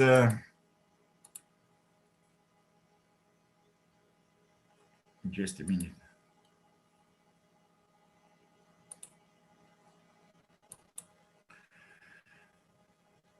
Yeah, it's one of the first and the biggest actions in Lithuania. It was done in 1990s. It's our avant-garde group Postars decided to make some kind of like a big action. Now we are calling this kind of art. We are calling like happening, yeah, like a flash mob and so on, yeah. And this action was created by three artists, yeah. me, Alexis Andriškevičius, and Robertas Antinis, famous sculptor, and we decided to make the section in the carrier of sand. Yeah, it was in 1990s in the region of Jonava. Yeah, and my part of this action was land fertilization, or people is like a seed. They was hide after this action under the ground, yeah, and they get a feeling how to be another, to be in another stage, how to be alive after the death. So looks like potato harvesting in the yeah. Really cool. Okay. So I want to say something about this one slide. You see it, yeah? Mm-hmm. In 1993, we had the possibility to have a competition in Europa Biennale Niederlausitz 2 in Germany. Yeah, it was like a miracle, because we was at first in this festival like this, yeah, and we get a Grand Prix from this festival, and I want to say that it's one of the biggest awards in my life, yeah. Yeah, another one I want to say about some words about installation inside. This installation is Traumoser. It's like a bulldozer, yeah, maybe you know, relentlessly leaving scars on the ground, because in Lithuania we have very scary practice when all our Lithuanian surface was ruined by drainages, yeah, you know, and it was very scary. Why? Because in Soviet times it was this project was done totally in all the land, yeah, and we lose a lot of forests, we lose a lot of swamps, a lot of countrysides, yeah, and it's and this installation was about global traumatic experiences, what we're making on the surface of the land, yeah. When the sections are cut through the incisions, it is seen how the connections between the relatives are broken. You can see some kind of wires of tubes or some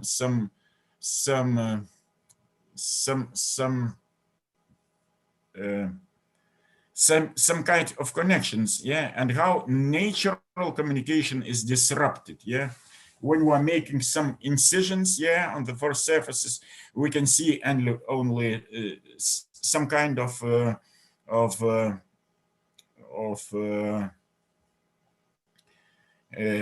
disruption, yeah.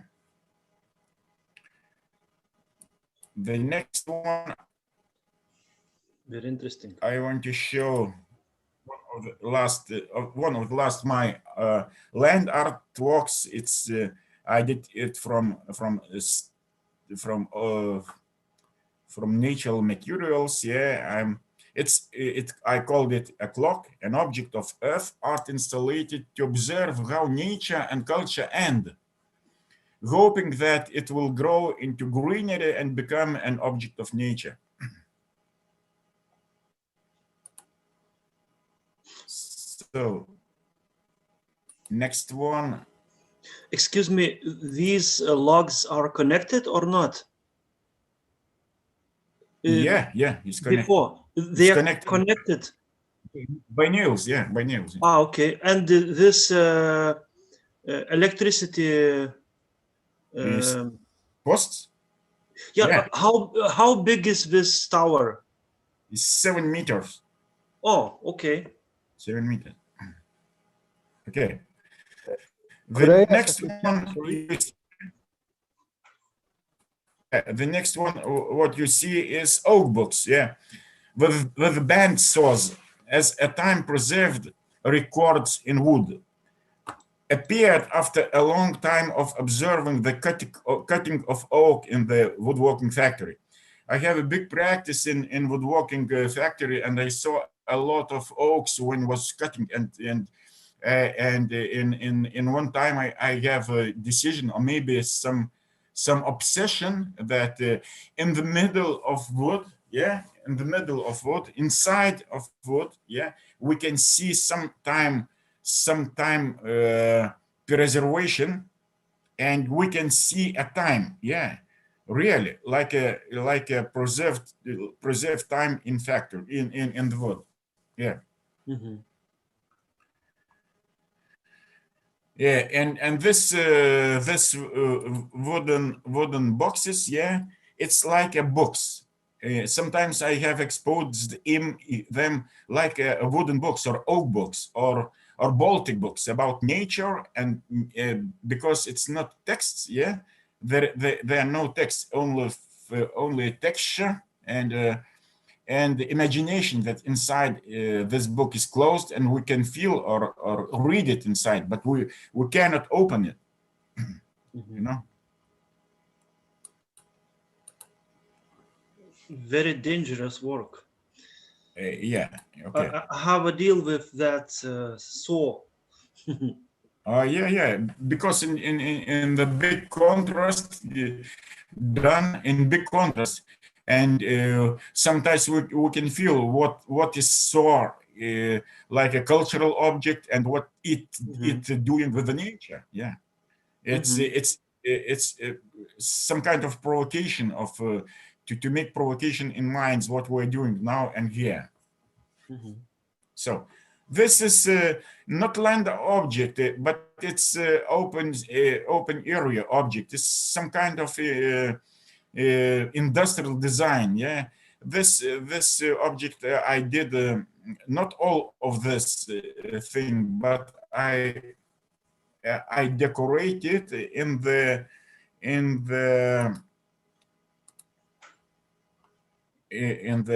just a minute, in the Science Technology Park in Vilnius. It was done.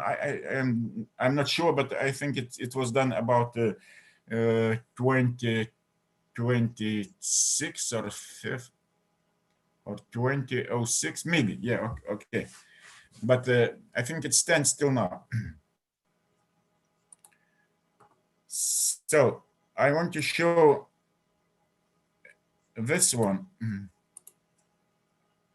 Butterfly, like a decorative work of earth art from several thousand flowers in Kaunas, a symbol of fragility and temporality.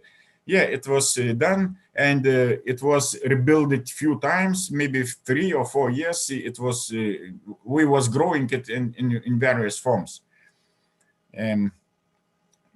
This one, yeah. This one. Yeah, I know it very well. Yeah, this is some kind of object. I called it alien. Yeah, in the Festival of Occupation in Kaunas, it was done like in post-industrial landscape. Was done from the tires. Yeah, from tires. It was about 500 tires, yeah, and it was about 500 tires and about 100 meters long, yeah. And I want to show you another slide. You can see it from the plane, yeah. It's lying in the middle of the yard in the post-industrial factory, yeah. I think it's some kind of site-specific art with the understanding of what we are leaving after the what we are leaving after us. What is going after the industry.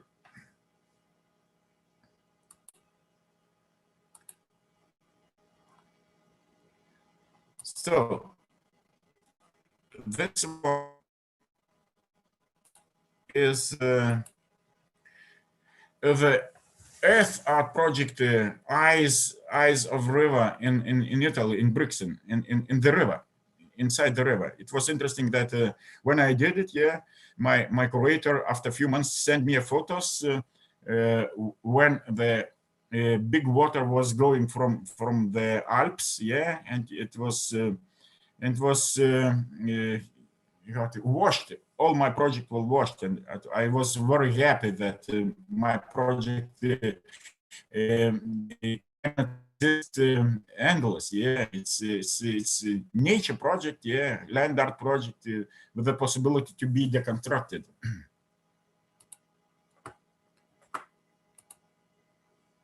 Yeah.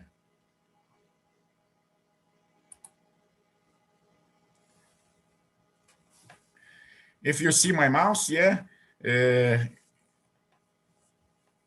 in the spring when the water was going from the Alps, yeah, when Corita sent me photo, I can see only this part, yeah, with some greenery, yeah, but nobody else. Everything was under the water. And what I want to say that when we are making now our project, we must think not only in Lithuania or in Ukmergė, but everywhere that the water level is growing up, yeah. And we must think not where we must make our art, but where we must live. Okay, because we in water or maybe on water, we must redecide our living possibilities. Yeah, and the last one slide is about site-specific art project stumps. And then remember how big trees grew in prehistoric times, and how it became a fossil fuel in our time, for our times. The project could have been implemented on a liquid fuel tanks in Portland in United States, and it's the last slide of my presentation. Thank you for Can I ask a question? That's 21 slides. Slide 21. It's only project. It's not created. Yeah. This one, there was international contest. Yeah, it's not created, but I have a lot of how to say a lot of variants, yeah, of this project, yeah. And I think that some kind of behavior or art form can be project, yeah. Why I'm talking about? Because this time is a little bit similar. What do you think? Because we are creating now a project, not the real object, yeah, in the real, but it's open for our ambitious ideas to create big ideas in project, not in real life. But yeah. It could be an amazing and beautiful project, not project, but artwork. For example, in Vilnius, in Gariūnai, there is a huge cisterns where of petrol or gasoline or something. Yeah. It could be amazing, It could hide that big, not good-looking things that it could cover them. It looks like an amazingly big tree. Yeah. Thank you, Vaidas. Yeah, it's perfect. I like that. You're a very sensitive artist. Yeah, thank you, Vaidas. Yeah. Okay, maybe somebody else want to ask something to say about me.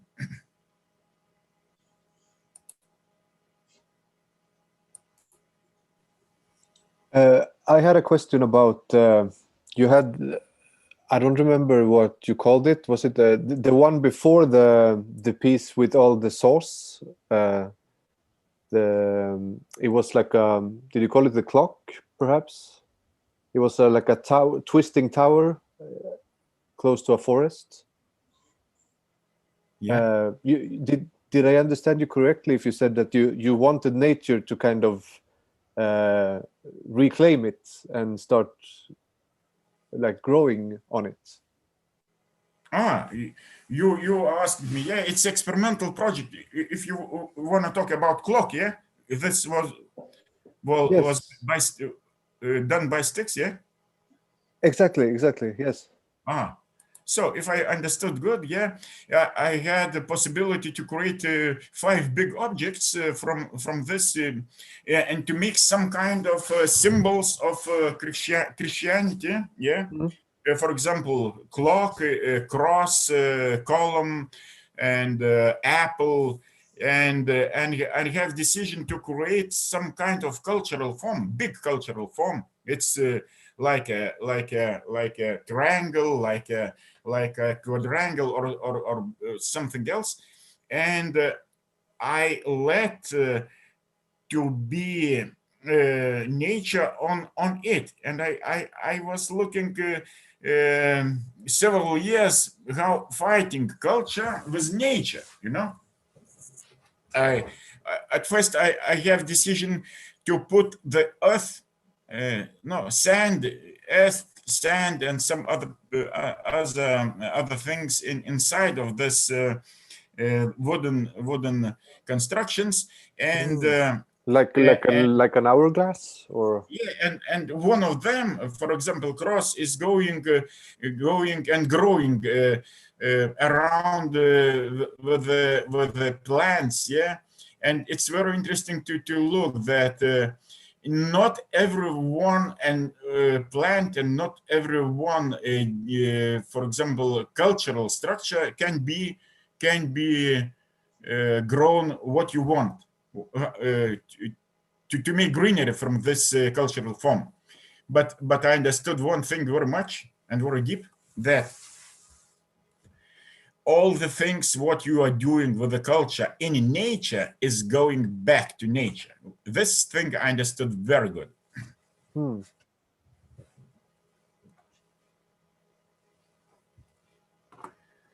In that kind, the land art, it's a very important thing in our days. Why? Because we didn't want to have monumental things and leave it for our sons, for our grandsons. Yeah, we need to express, yeah, by ourselves, and to write our minds in these things, yeah, and to leave it, yeah. Because only minds is it's only feelings, and all relationships built between artists or colleagues. Yeah, it's interesting and very useful, and like a communities, when they growing the relationships, it's can be like a form of art. And I'm more and more I'm going in this deep understanding that art form is must be changed radically. Yeah, it must go from things, from 3-dimensional objects to virtual objects, to sound objects, to relationship objects, and art forms is, I think it's growing, and I see the big perspective in this way. And of course, this project can be one of the steps for me and for others to understand how to be artists in our days, and how to put the ways or guidelines for the future.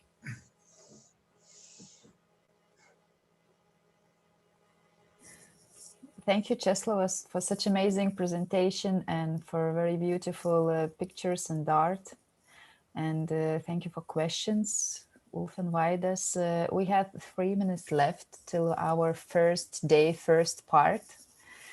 And I am wondering if anybody else have a question to Czesław for the very inspiring idea for me that even art can be very temporary, like a wooden big 7 meters clock. For some time, it is very huge and big and impressive, and it disappears after some time by the nature, like being eaten by the nature, and our sons and daughters, they can create in other things, So we're like with that temporary land art, where we have for ourselves that part of creation and realization, but as well we have for the future generations leaving the space and area to create as well. Don't have anything very stable, and yeah, it's very inspiring for me, Česlovas. I haven't thought about it. Yeah. So anybody else have a question? Thank you for everyone, and thank you for the first meeting. And we excuse together from Lithuania, our friends, and that because we have some mistakes with the organization, and some problems with the technical issues, but I think we have a good mood, yeah, and we try to understand each other, yeah, and I think we will build some relationship, and I think we will build an art piece together. What do you think? And art piece will be by relationships from between each other.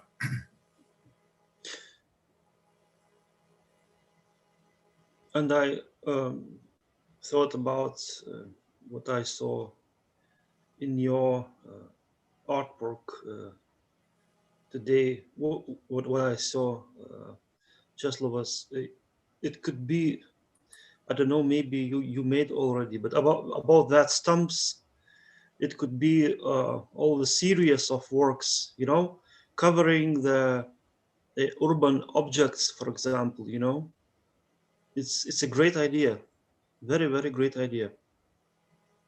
Thank you so much.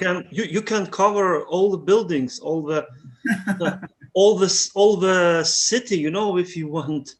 You can make it forest or desert. It's a great, you know.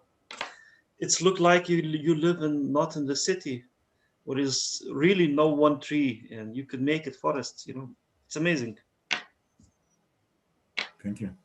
My student said that very interesting action he did.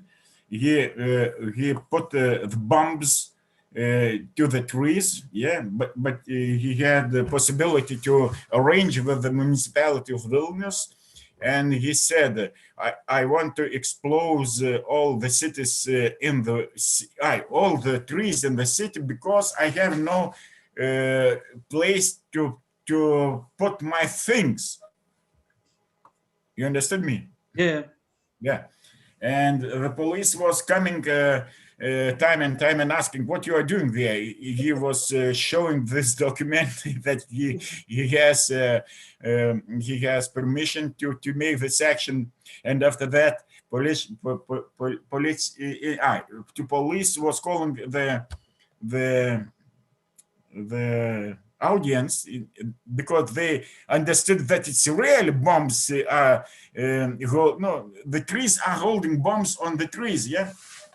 And policemen said for artists, that for audience, that excuse me, we know that it's art action. Don't call for us again.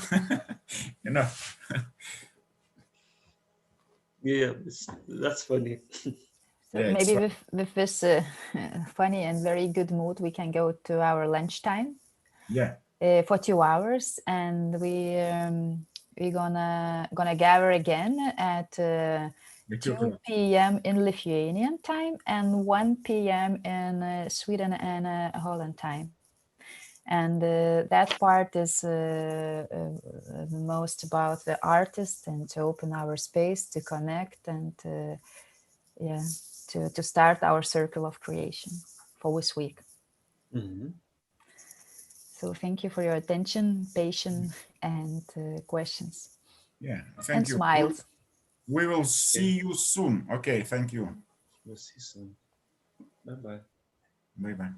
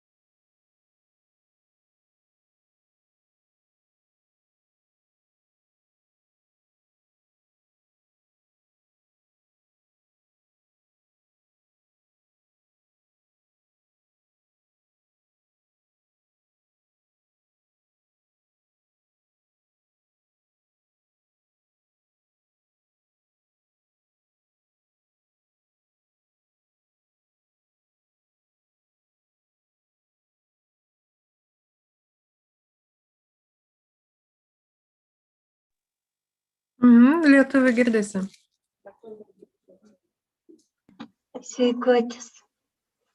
Labas, Ingridat. Ar girdi mane?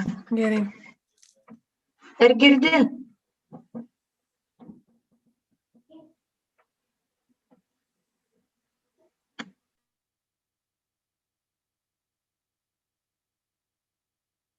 Gerai, tai aš turėsiu jūs.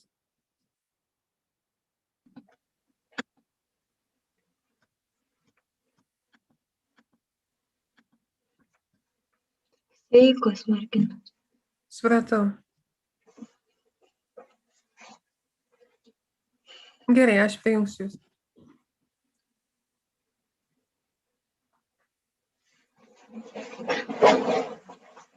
Labas, Irena. Labas, aš bandau sakyti, ar girdi mane? Negirdžiu tave, bet girdžiu per Ernestos ausinės, bet per savo Ai, kompiuterį negirdžiu žiauriai keistai. Supratau, viskas gerai. Ar girdit mane, Ingrida? Ingrida, ar girdit? Ingrida, ar girdit mane?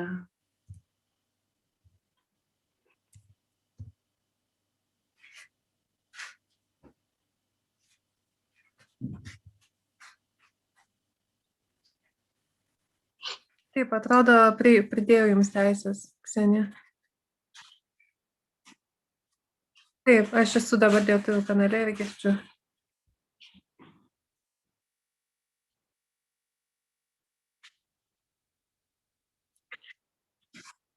Jo, aš siūlau neatsijungti, susitikimas jisai eis ir...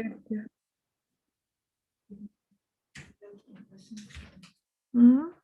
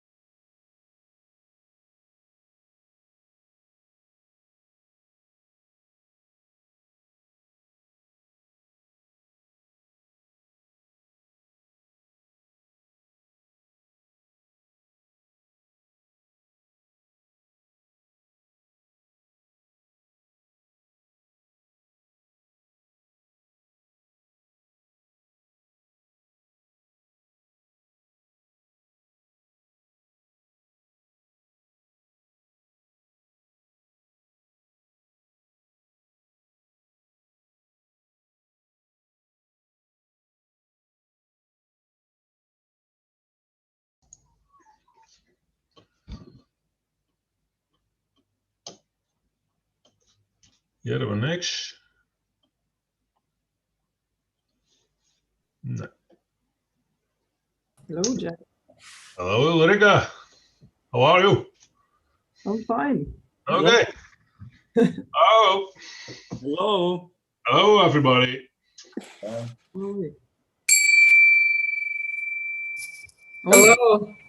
Hello. Konnichiwa. Konnichiwa. So nice to meet you again. What do you think? Can we start?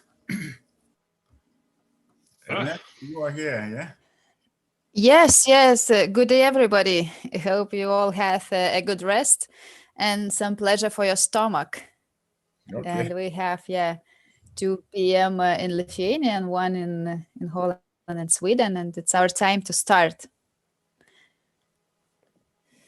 And this part is more about to connect all of us, to open the circle and space for a creation.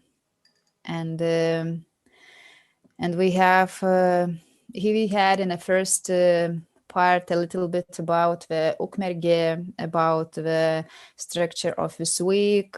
So we had an opportunity to taste a little bit of us, of each of us, and now I'm inviting all the artists to connect to each other, like we have instead of us computer or phone screen, and we have some squares, and in these squares we see people, each other, and what I really would like to be more open to each other and to show step by step and one after another our environment and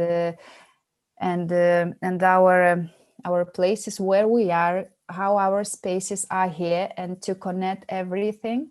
And for artists, we were asked to do some presentations in any way they would like. It can be even now to show where we are and how we create, or some of artists did a video about their stuff. So it just this part is to open ourselves more and more, and to show and to have courage to open our environment, or what is surrounding about us, and to be bigger space than it is just in these squares. But one very important thing during all these almost 3 years of the project, we had one artist passed away, and his name is Joop, and I would like to be for a couple of seconds in a silence, very silence, for in memoriam of him, and in open space, even he is not here physically, for him, because he is a big part of this project as well. So just some seconds of a silence.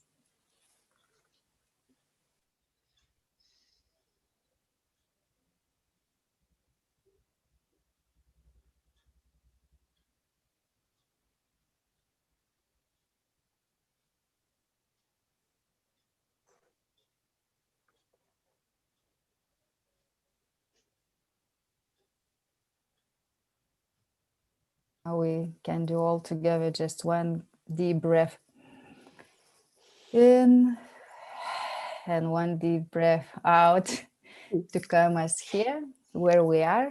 And thank you, Ernesta, for that. We really appreciate it. It's a big loss for everybody, especially here in the Netherlands. Yeah.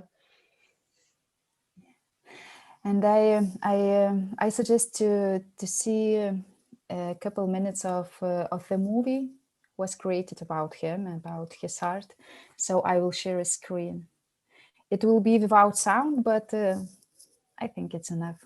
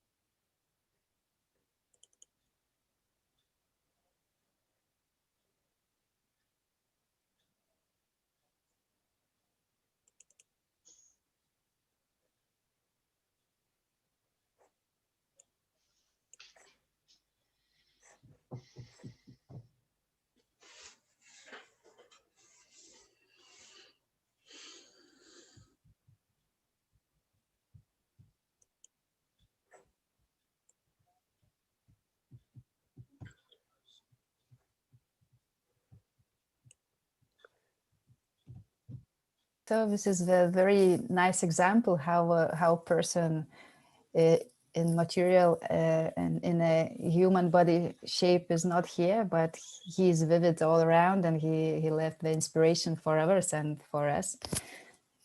Even in this in that off-season art gardening project, like inspiration to create and to go further. I'm just thinking about the idea, as I am a moderator and Czeslavas is as well. I plan to ask Ulrika to start, but I think I will start in what environment I am and what space of mine are connecting to yours. So all the things are here. So I am in Lithuania, next to the Vilnius. Vilnius is the capital of Lithuania, so I'm living next to the Vilnius. And in my room is some, I don't know if it's a, yeah. There is a window, and through a window we can see very green trees. It calls in Lithuania, how it calls? It calls tujos, but I don't know the English word tujos. And there is some Xbox thing for my kids, some lamp to be me to see me brighter. And there is my colleague Ingrida. She's supporting all the technical thing. So and books as well. I love them, but don't read much. So this is me, my environment, and I'm connecting to you, and I'm opening my space. So maybe it would be more easier to go by the example how it can be if then you don't have a PowerPoint or any video thing. So Ulrika, I would like to be next if Czeslavas don't mind. Yeah, thank you. Yes, well, I will show a PowerPoint because I did not have time to clean my studio, but I will anyway show you a little bit of the studio because this is a very this is a place which has a lot of connection to what's happening today with the pandemic. So let's see if you can see outside the window. Can you see something? Mm-hmm. Yes, some buildings. Buildings, yeah. So this is an old epidemic hospital from 100 years ago with the Spanish flu. So people who got the Spanish flu, they were treated here in this hospital. But now it's called the art epidemic. So it's artists that have their studios here today. And my grandfather was actually here being treated for the Spanish flu 100 years ago. And now I moved in here 100 years later. And I feel a lot of connection to this place. It's very beautiful and very inspiring, a lot of musicians, artists, and theater creators. And I will talk a bit about my work and what I've been doing here in off-season art gardening. So I will share my screen and show you a presentation.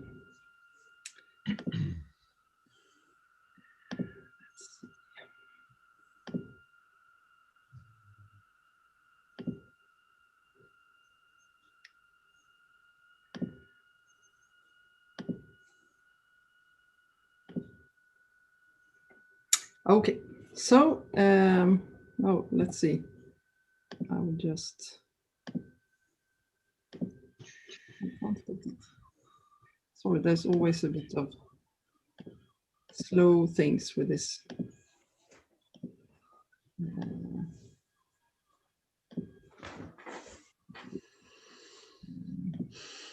Okay, so I'm a visual artist living in Göteborg in Sweden.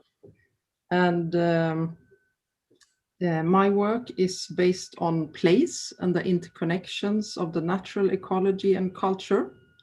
And I work with installation, sculpture, drawing, video, sound, and performance. Excuse me, Ulrika, are you sharing your screen? Yes. I can see. Does anybody see Ulrika's screen? Yeah. No.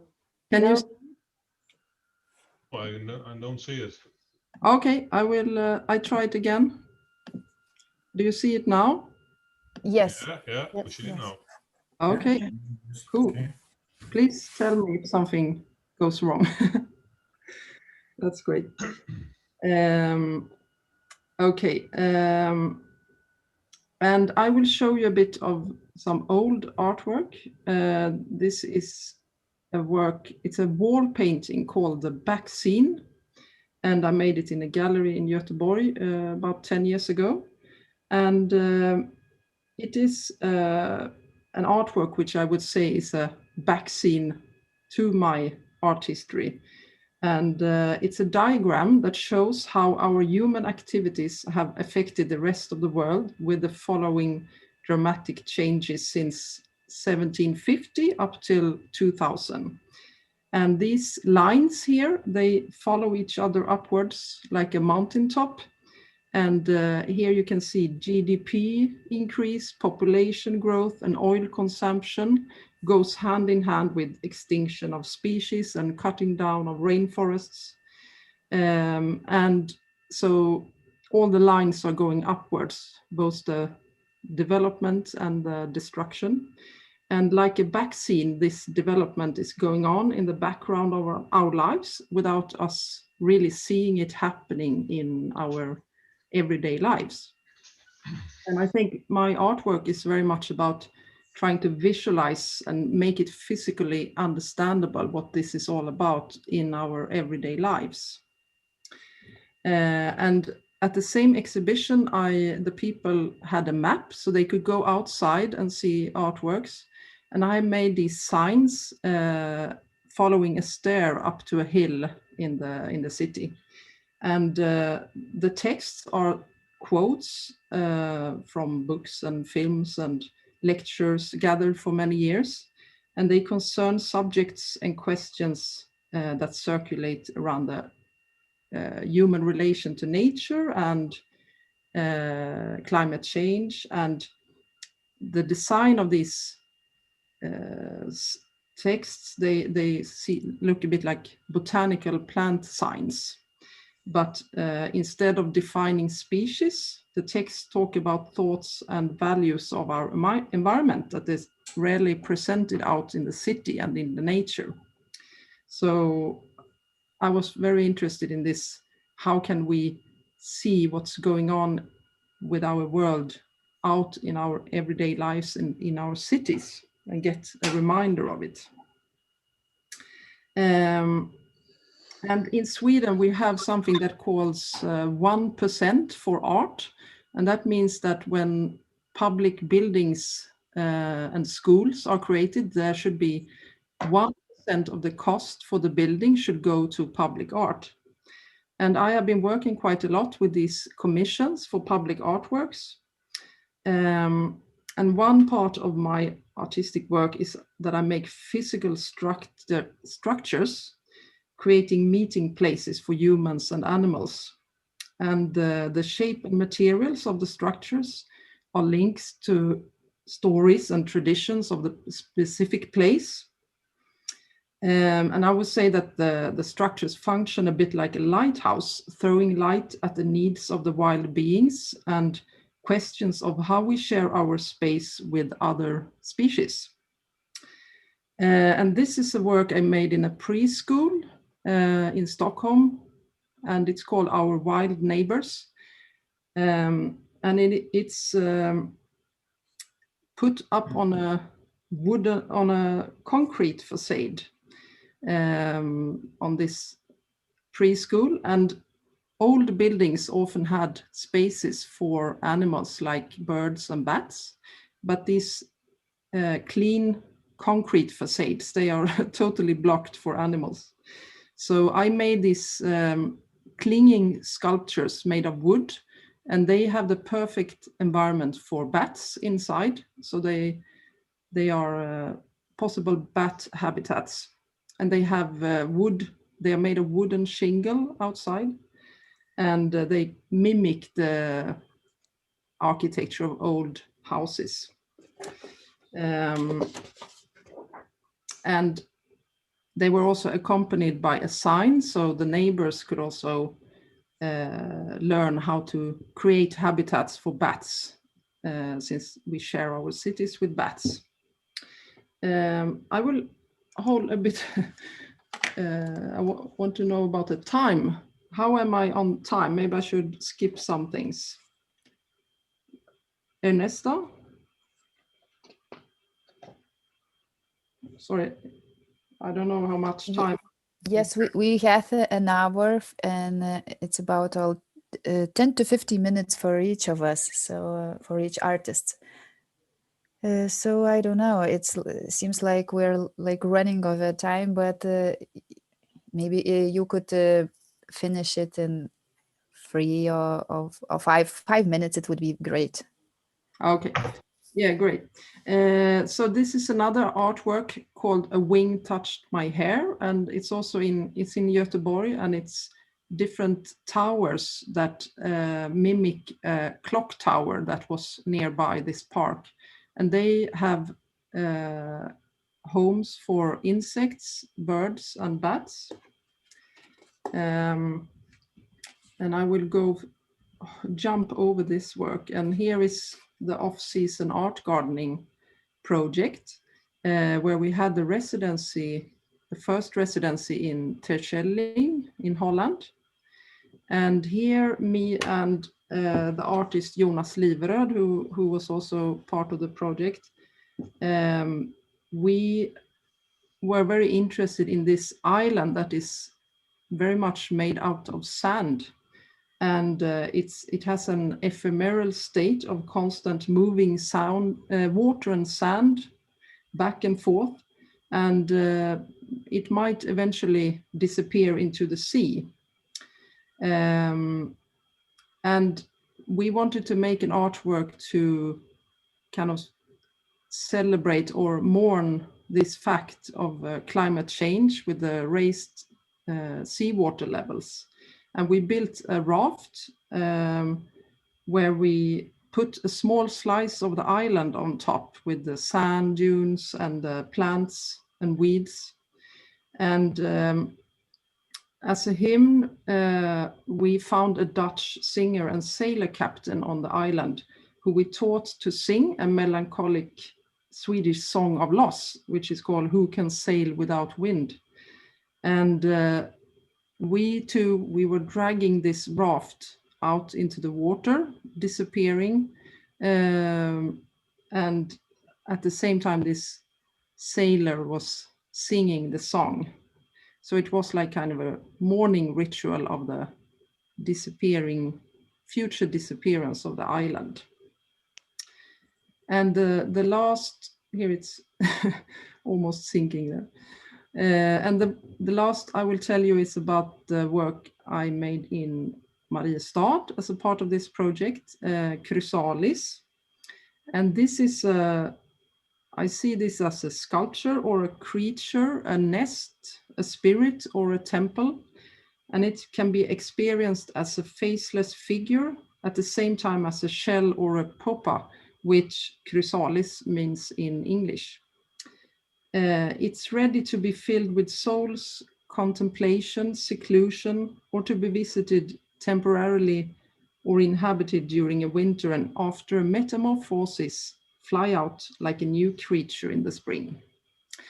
And this sculpture, a part of it is also a plantation with perennials, with flowering perennials and insect nests, which is tree trunks and a sand dune and some stones.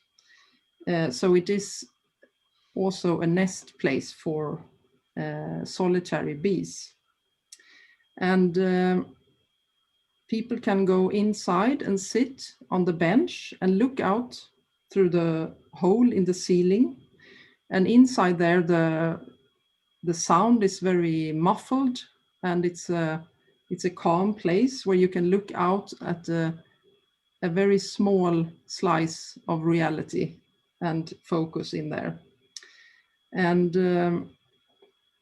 the wooden structure is clad in wood shavings, and they are burnt with a special technique that's called shosugi-ban, which is a Japanese preservatory technique of wood. And this structure is built by a local artisan, Per Bramstedt, who also was doing this burning on the clad.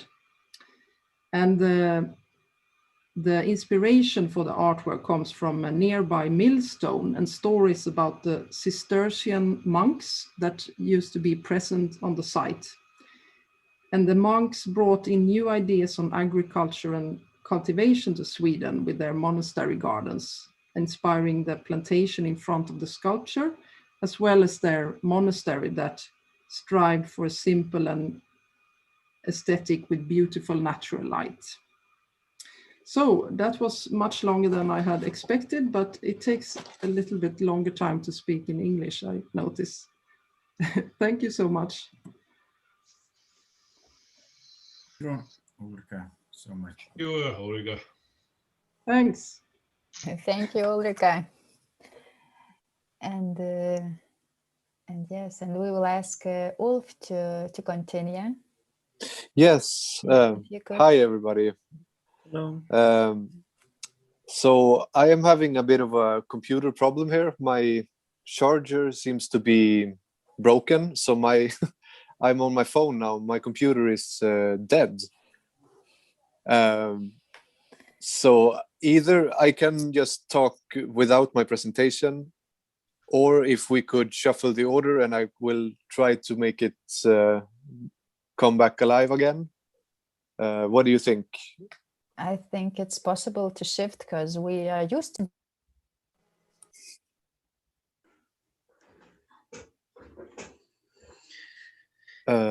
And technical issues is like our part of the life, of the daily life. And yes, I think that we can change it. It's like we can change the order. And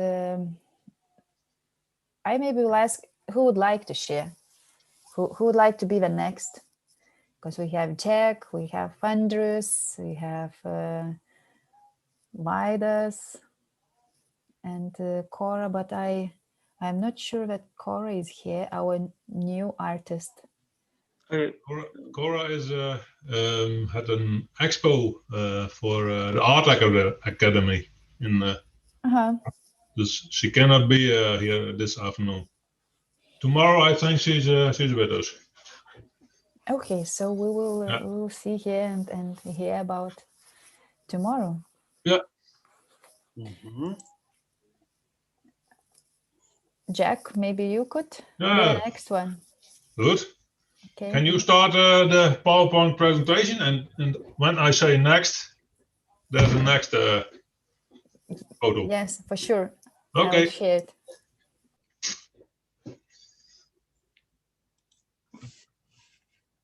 Yeah, and for some technical issues to be that our stream better for others, maybe we can sometimes just to turn off our video when our person is talking, because just for the better stream. Now Jack will go, yeah? Yeah, Jack now will go.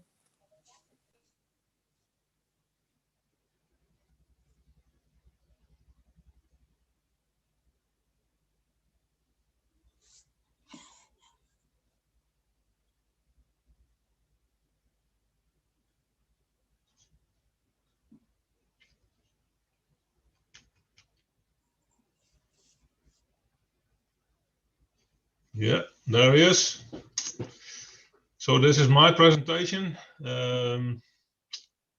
Next. I'm Jack Visser. I'm an artist and architectural designer. Mm-hmm. As some of you know, I live in Surhuisterveen, the Netherlands. and it's about you see where on the map where my village is, and it's about 25 kilometers from the Wadden Sea. Next.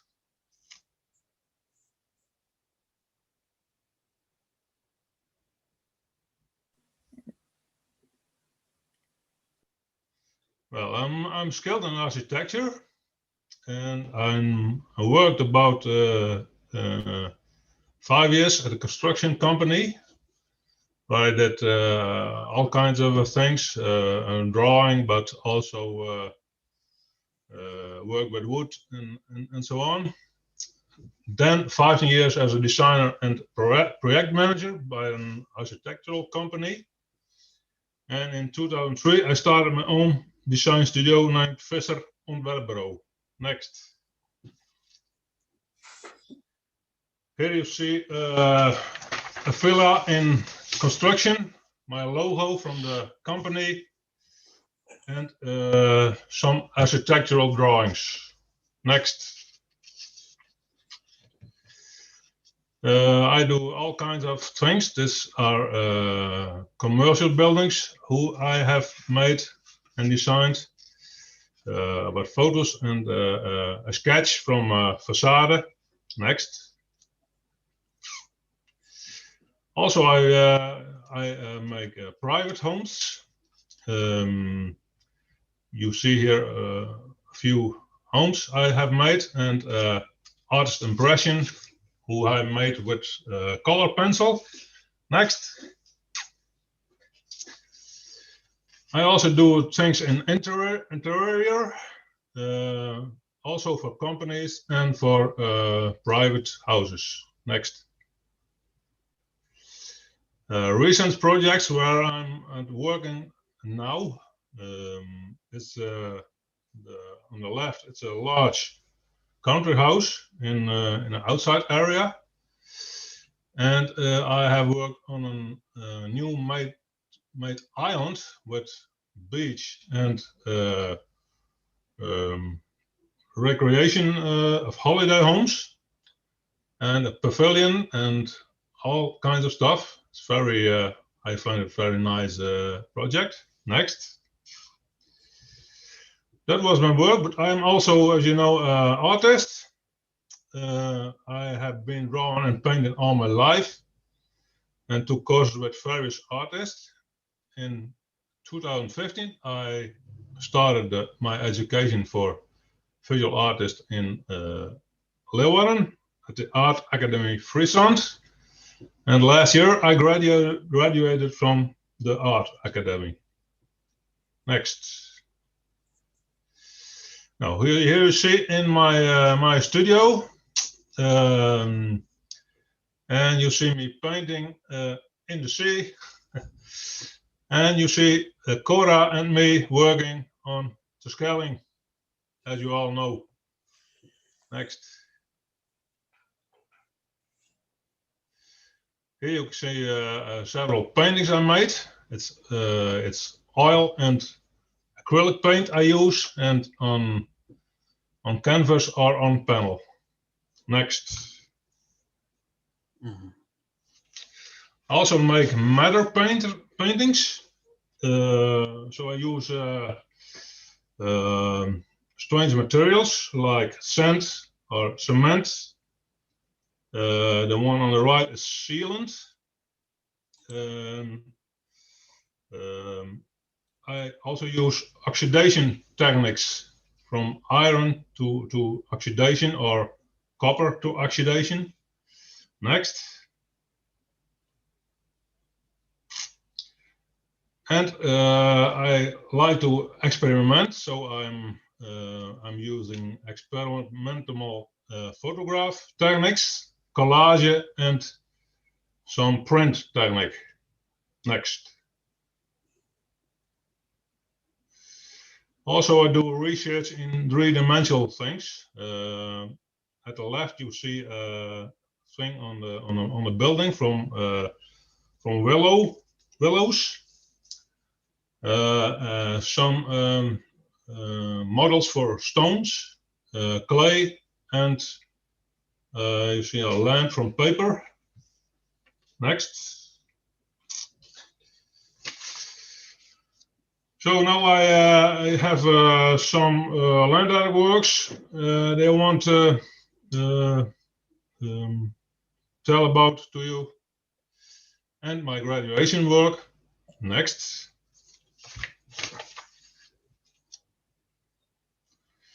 This is a work called Waving Steel. It's 7 steel bars from 5 to 6 meters high, and it's inspired by a river, the Potmark, that flows in Leeuwarden city, and that river flows in the middle of the high flats and the raging traffic. But with this work, I want to show the contrast between the built environment and the calm nature. Next. Here you see a scale model of the work and an impression of it. Next. Here you see the real work. I'm busy with the realization, and its meaning is the steel is a cold and hard material, and represents the massive and constructive aspect of a large city. So it's also a metaphor for the cold economy and our hectic Western world. But at the same time, the long steel rods that move in the wind refer to the reed that stands along the river Potmark. And this same hard steel is then suddenly flexible, airy, and transparent.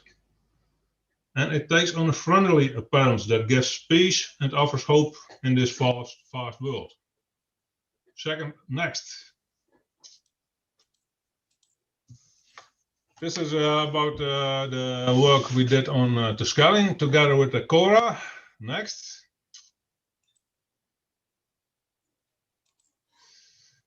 You see a close-up of the work, and Cora and me in the sea, and the first sketches. Next. This is the work. The ark was made of long wooden beams, and they are connected to each other by long screws. We choose not to saw the beams so that the work can be reused.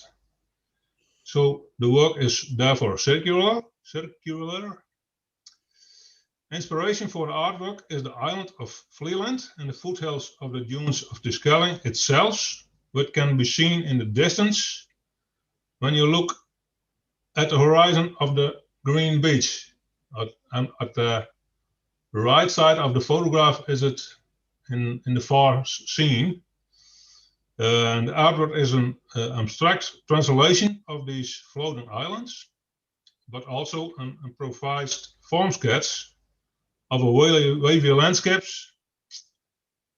It participates in a game of high and low water, wet and dry parts of the beach, and is more or less absorbed into the landscape by wind and the flow of the sea. Next. This is the work Triangle of Hope. This is the design we made in Mariestad in Sweden. Next. A photograph from the River Tyden, and we are working to dig the holes for the oaks, and some of the sketch or the base of the design. Next. The work consists of a floating triangle made by cotton steel and filled with stones. The intention is that the inhabitants of Mariestad place the stones themselves, and then each stone represents a personal wish or memento of a beloved person. This will give the place a special meaning for the people. And the relationship with the water, the River Tyden and the Lake Vänern, which is important to Mariestad, is depicted in the 24 oak poles placed in a wave pattern. The point of the triangle points to the north, as does the river Tyren, as one of the few rivers in Sweden that flows north. In the dark period of the year and in the evening, the artwork attracts attention through a blue lighting under the triangle, which symbolize water and life. And the oak trees are lit from below with a green color. This is the color of nature, the color of hope for a green and sustainable world. Next. This is the work I made last year as my graduation assignment. Next.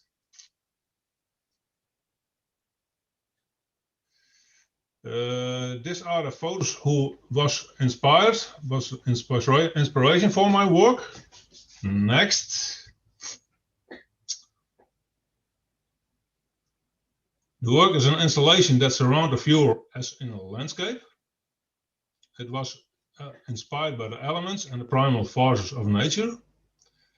The wall work you see on the left side is an abstract translation of the photo. To get a core, I abstracted the photo at pixel level, allowing me to render it through 15 panels. The panels are made of hued and used canvas from discarded storm tents. So the canvas has literally been exposed to the elements. These panels are made of various materials and techniques, but correspondent in color to the photo, the original photo. The second part of the work consists of fragmented wavy shapes that make you think on the sea in backlight when all color is dissolved. But you can also recognize black frayed bodies that have been torn apart. I also want to show the overwhelming and dark side of the primal forces. Tree fans are to enhance the landscape experience with the airflow and the sound you hear. I want to depict the wind, which gives you the feeling that you are really in a landscape. Next.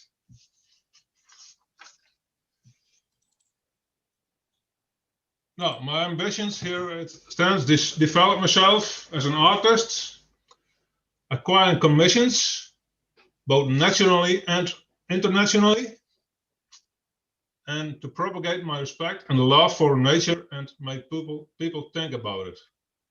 And above all, make this world a better place. Next.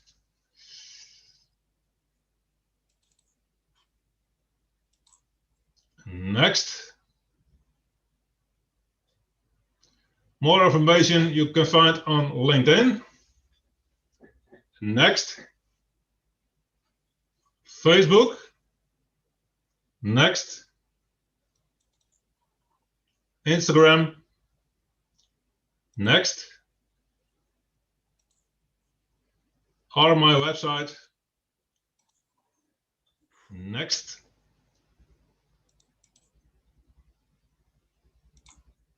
If you want more for description of my art, send me an email and you get a portfolio of it. Next.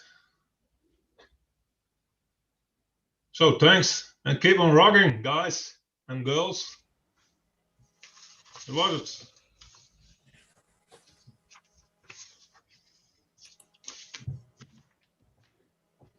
Thank you so much, Jack. It's Thank a very you. interesting presentation.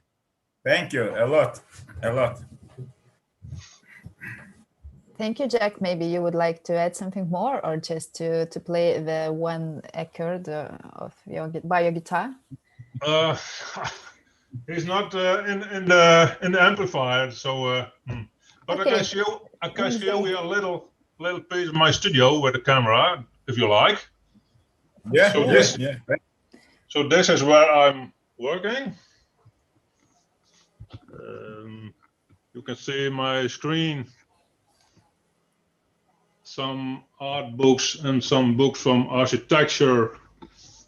So this is where I look through, it's a part near my house. My atelier is built in my house. It's a room, a separate room in my house. So here I make designs for my architecture buildings, but also on this table I make my paintings or other constructions. You see several paintings on the wall, and you see a painting on that wall. So this is about my place. Here are some things, and there's a door to the rest of the house. So this is my my thing where I work usually. So now you know it.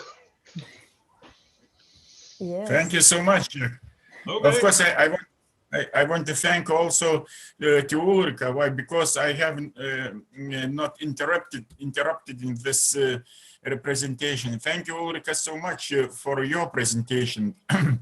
It's very interesting things which was hanging on the facades like a small houses for beds. Yeah, so interesting. Yeah, thank you so much.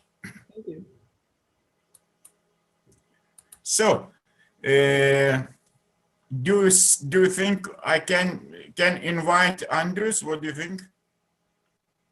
Yes, I think so, because Andrus, he is already in his studio. Okay. Yeah, okay. And after that, we will see how to do. Yeah. Yes, I'm just would like to, because we have the video made by Andrus, and maybe he is presenting himself without words but with action. Okay. I don't know. I'm sorry, Andrus perhaps don't hear us, but he have sent our presentation. Yes. So okay, I'll maybe he is coming to say something. No. Okay. So yeah, I'll show his video of his art, and yeah, we will call him if he would like to say additional something. Okay. I want to introduce a few sentences. Andrus Janulis is well known in Ukmergė and Lithuania. He both is an artist and a blacksmith and metal plastic and designer, endless sculptural objects, interior and exterior works for utilitarian purposes. Andrus says, I'm hard to give into the system. Inspirations, brief and other things is a fiction. Either you don't work, either you work or don't work. Either you are creator or not. So,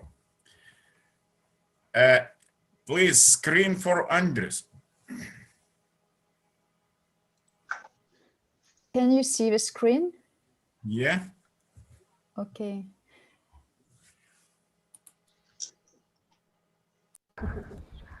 Mona mergelė, balta lelijėlė, vokuotų išėję, nuogimatų šėlis. Ar nemylėjai, tovimatų šėlį, ar neatsinavai, savitėtų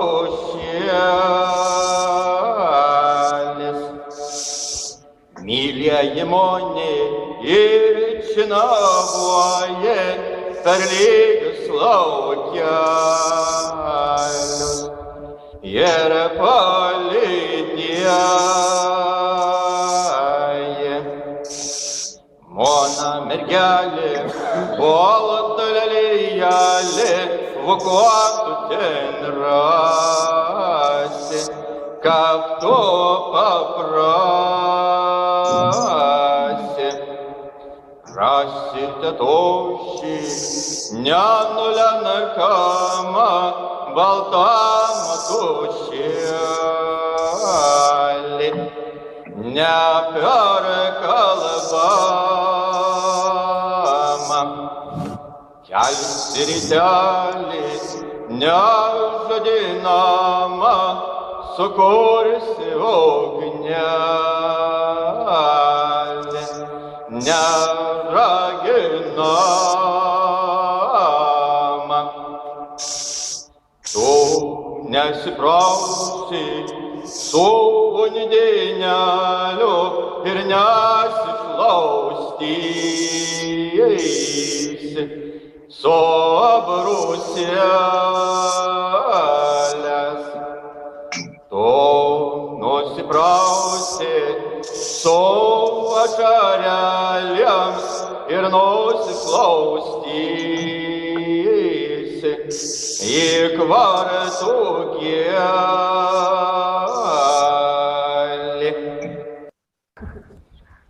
Mona mergelė, balta lelijelė, vokuotų išėjai, nuogama tušėlis, ar nemylėjai?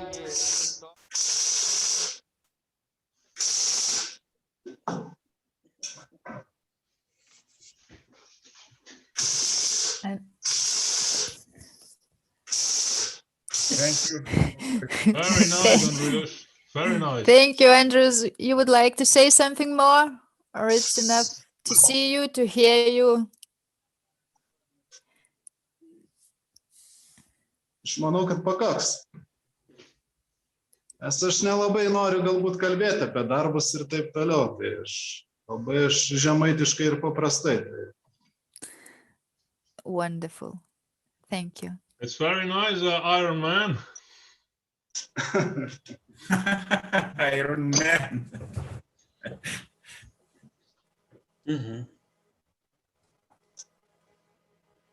Have a nice day, Andres. Okay. And full of creation and musas all around you and all around your spaces. Czeslavas, would you like to introduce Vaidas, our next Lithuanian artist? Few sentences. Vaidas Ramoshka is a sculptor famous for original art installations, sculptures, and artistic actions. Since 2004, sculptures of white angels are created, which have become a kind of symbol of Vilnius. Several angel sculptures have been donated to European capitals. Vaidotas is a member of the Writers' Union of Eastern Lithuania and the Ukmergė Film and Photo Club. An extraordinary storyteller, poet. I say that I have very good experience when I was in Sweden together with Vaidas. Yeah.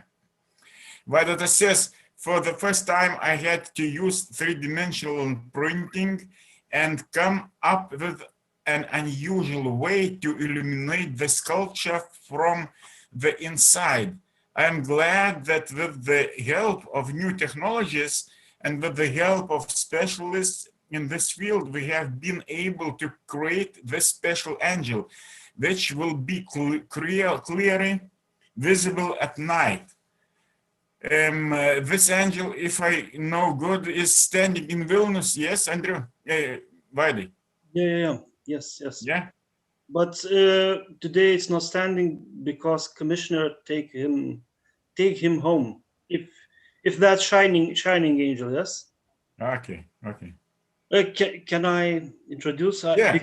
I also we are waiting and hoping that these projects created by artists to Ukmergė will shine and sound from inside also. Yeah.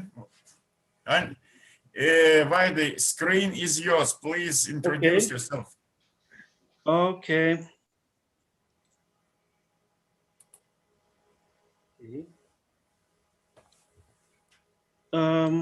Wait a minute.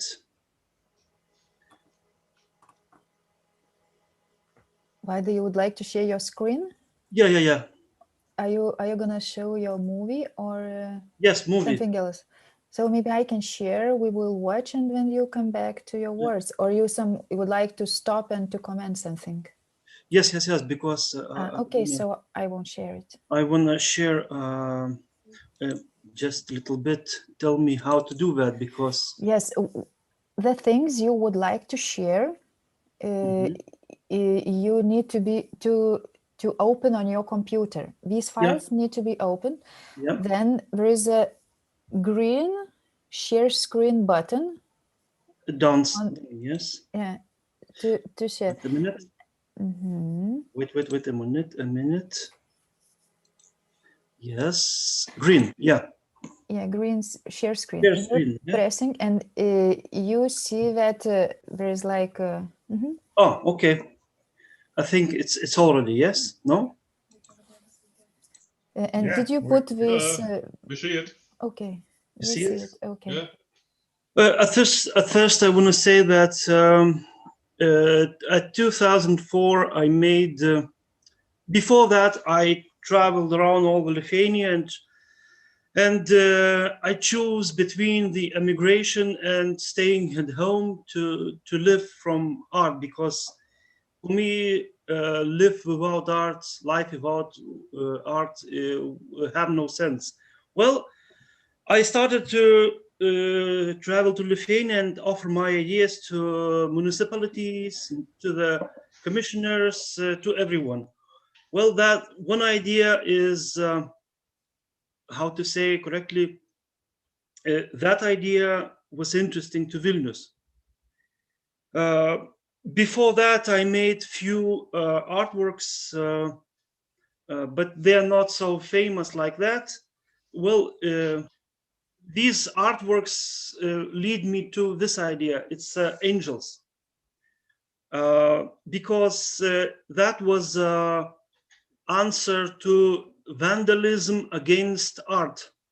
Well, before that, I made the sculptures who was made to vandalize for people, you know, just to how to say, provoke vandalism. And then after that, city mayor come to me and said, you should make something what people do not take hand on. Well, that picture where you see, it's in Kiev. It's on the Taras Shevchenko Museum. His name, that angel name is Petrukas, Peter. And he has his own life. That picture is on opening time. Well, just I want to show you my biggest, not biggest, best, but maybe one of the most important angels. Of course, now he is totally black because we clean him every year. But from a city, gas or you know, the air is dirty, and every year he became dirty. And it's made from marble in the center of the city. It's near the Gediminas Prospect, and it's on the entrance to the basement.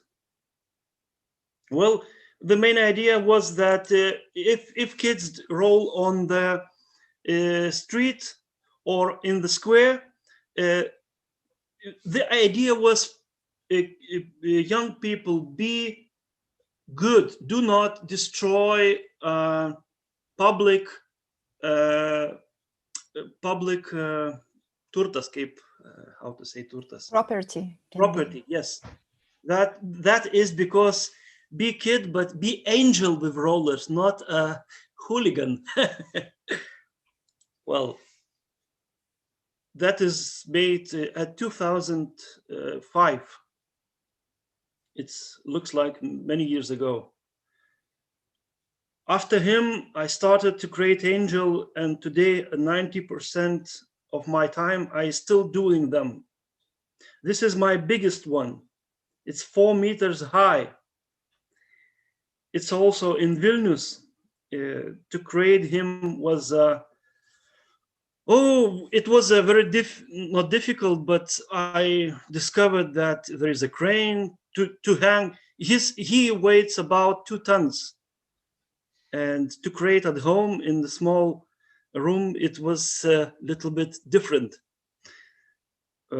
And first I saw how he looked standing before the opening, you know. It's a big one. This is two little babies on the kids hospital in Vilnius, the main Lithuanian hospital in Santariškės. You know, kids playing, one sitting on the roof, another trying to climb the wall. And that should be another stage of angels idea, because these also angels, but without wings. That means that all kids are angels. This is a monument to Aron Kluk, a Nobel Prize winner in Žalva, who born in my city, Žalva. You see that represents a big book, and how to say padidinamas stiklas? Magnifying glass? Yeah. Some kind of, it's a science. At 26/08/11, he was born in Žalva. It's a big honor to us. He's Nobel Prize winner at 82 in chemistry. This is my first artwork ever, like sculpture. This in my own school, I made composition of 12 sculptures. You see these 4 big like flowers and another like little leaves, you know. It was made in 1999, and also all the sculpture was made from one enormous big oak, one oak. It was very big tree, and we found fallen oak, very big. All these sculptures made from one piece of wood.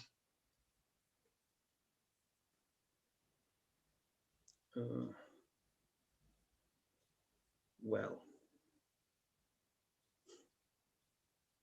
1999. And also what interesting that 1999, and I if you just a little bit, sorry, but I show you something. You see that 6 number, you know, or 9 number.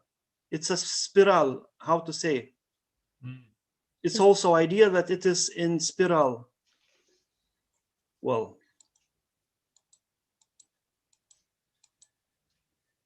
also the number 9 or 6. Sorry.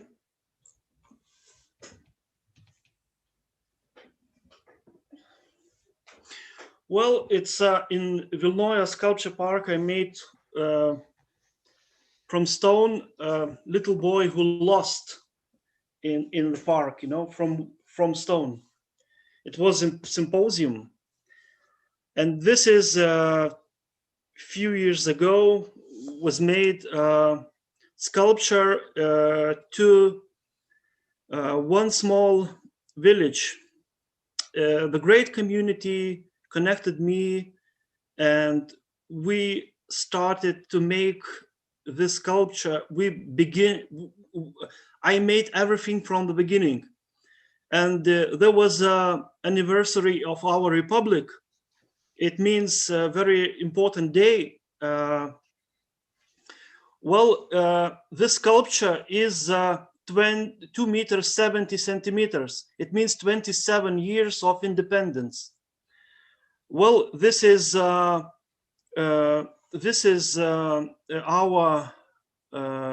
coat of arms. Yes, do I say correctly? Yes. Coat of arms, yes. And it's now we see from another angle, but he comes to the west, you know, like Lithuanian movement to the west. You see 2 steps of two steps of that postament, you see, and it is divided into 16 pieces. 2 and 16. It means 16th of February. It's an Independence Day. Well, if you see another picture, it's a father of our independence, Jonas Basanavičius. I discovered very interesting idea of creating artworks, you know. It's cutting into the, it's cut in metal. It's not painted or it's cutted, you know. Well, we say that three things it's important. It's God, how to say, country, and the family.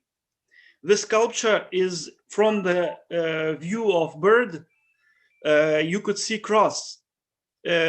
From the another angle, you could see a coat of arms. It means your fatherhood, or I say correctly. And from this angle, you see father of the nation. Well, these three dimensions, I think that's the most important idea.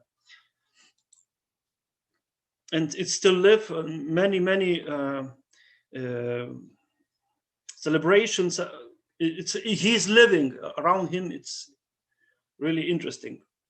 And this is one of my lovely things I like to carve into the wood. I'm sorry because it's a maybe not good photo, but it was a great pleasure to me. I just like to reconstruct, you know. That's what. Also, I love history because it's very it made a lot of joy to me.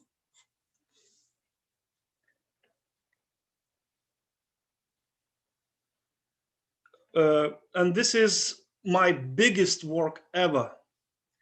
It's look like small, but it's 7 meters high sword. And the Shooter's Park, I don't know how to say, Šaulių parkas. It's okay, Shooter's Park. And this is last year in Tauragnai, I made from metal, I made a Taurus, I don't know how to say, it's like ox, but it's very, I cannot translate because that animal, it's many years extincted, you know, but by the name of this animal, that small city was named. It's from metal, and it's also in the center of the city. And that is my last big work, you know, except my angels. Oh, there's something made my wife, I don't know. I think that's all. Thank you, Vaidotas, so much for interesting presentation. And maybe some colleagues have some questions to him. The monument Vaidas with the blue screen. You have made a perforation in the metal. Is it made by with water? No, it was made with laser. Oh, laser. Okay. And it was about 1 centimeter thick. Thick. Yeah. Okay. 1 centimeter. But is it coated because it's blue? Is it a coated metal? Yes. We're trying to find the color which there is no in anywhere. Mm-hmm. That's we look all the photos around. I didn't find that color because that color is blue. It means by mythology, it's like saint color, you know. It's some kind of or you know, it's a royal color, of course. And this monument must be serious and important. That's why that color is. Okay. Because there is a code 2361 or some kind of. I still remember. Yeah.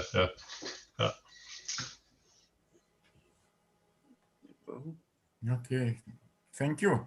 So maybe somebody else.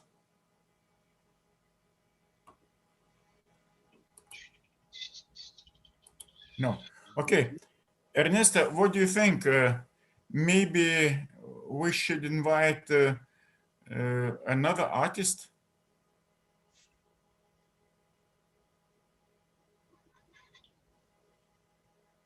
Yes, I will check. We have 6 artists. Yeah. So Ulf is the one who didn't show, and we postponed him. Ulf, are you here? And how about your charger? Yes, I'm here. My charger is still not cooperating with me, so my computer is very Sleeping. sad. Yeah. So maybe, I don't know, maybe you would like to show where are you and how are you, and what is in your space now? Couple of words just to be with us, to connect. Yeah, I think we'll do it without the pictures and the slideshow and stuff. Maybe that's better. So, okay. Hello, everybody. I'm the new guy. It's very nice to hearing your presentations, and I didn't really know what I was getting myself into here, but I'm very happy to be here. So,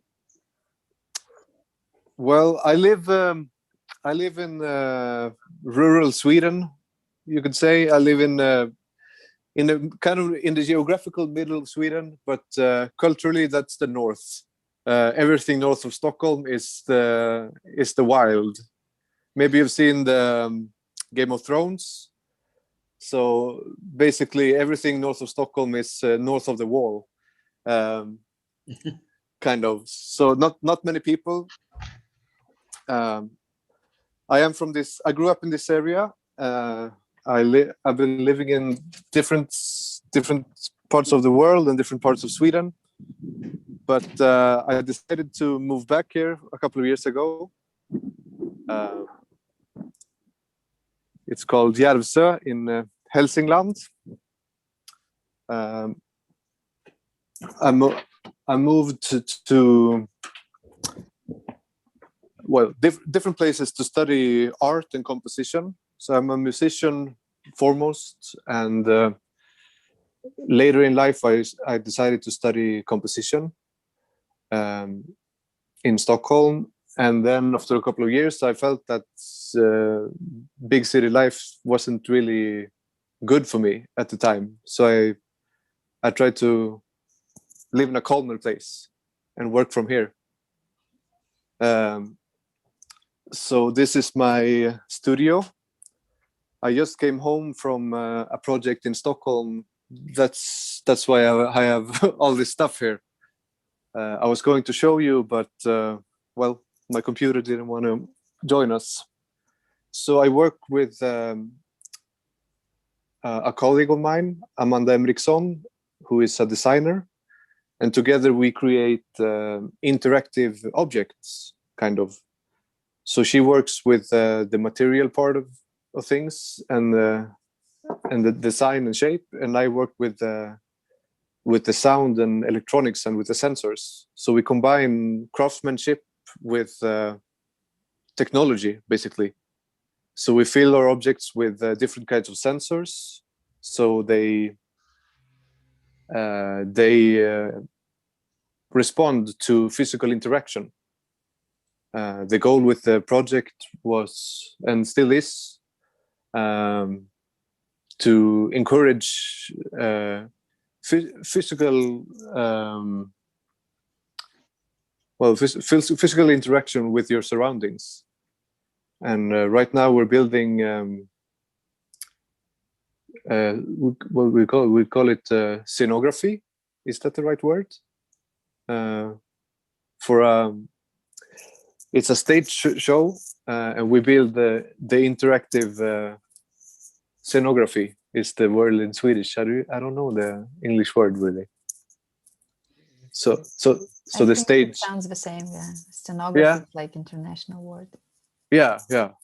So you understand what I'm getting at. So that's basically what I'm doing right now. I'm also been working with a theater group here, but since the pandemic hit, we can't really do our thing.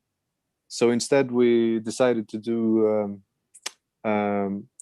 like an audio walk, a site-specific audio walk with a story that is triggered by your GPS in your phone.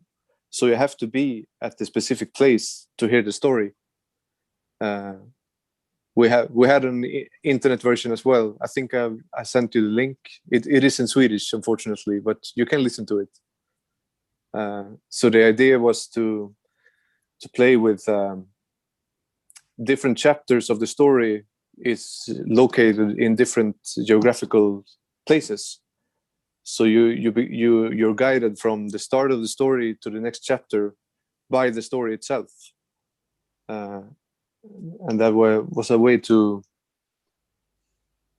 give a specific site a new perspective by listening, basically.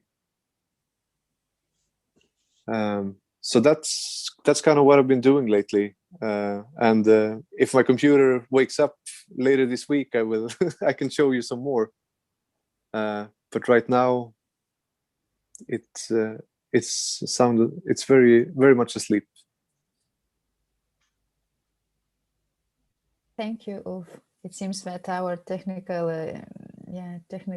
beings are with some spirit as well and with some character, and it creates as well something and saying something for us. And it's very nice to hear that you are a lot of in music, and as long as we are sound in nature creation week, so it's very nice to hear that you live a lot of in music. And about the storytelling, so we'll have on Tuesday and on Wednesday something about the storytelling lectures. And Czeslavos, we are almost in time, and I don't know if somebody has a questions, it's okay. If not, it's okay as well, and we can. Yeah, I have a question to Ulf. Ulf, Yeah. could you send that link again for the story, the audio walk? Because I don't think I got it on the email or something. In a chat, maybe you could put it. I can put it in the chat, sure. I'll find it right away, and I'll put it in the chat. Maybe you are one of the few who can understand the story. I also I just think now what unites us, and it's very interesting. For example, for you, Jack, because many years ago I bought one picture, one painting. Wait a minute, I'll show you. He's hanging now on my wall. Yeah. Do you see that? Mm-hmm. It's this doesn't look like something, yeah. It was many years ago. Yeah. I still remember. You made it yourself or not? I'm collecting paintings for many years, you see, but it's old ones. But that was my, I don't say, oldest one. Okay. I remember Skipper where we slept, you know. Who painted it? Who was I don't know, because it is not written. Okay. But I cannot imagine that I will live in the ship like that, you know. Ah. Something, some kind of deja vu, you know. Yeah. Yeah.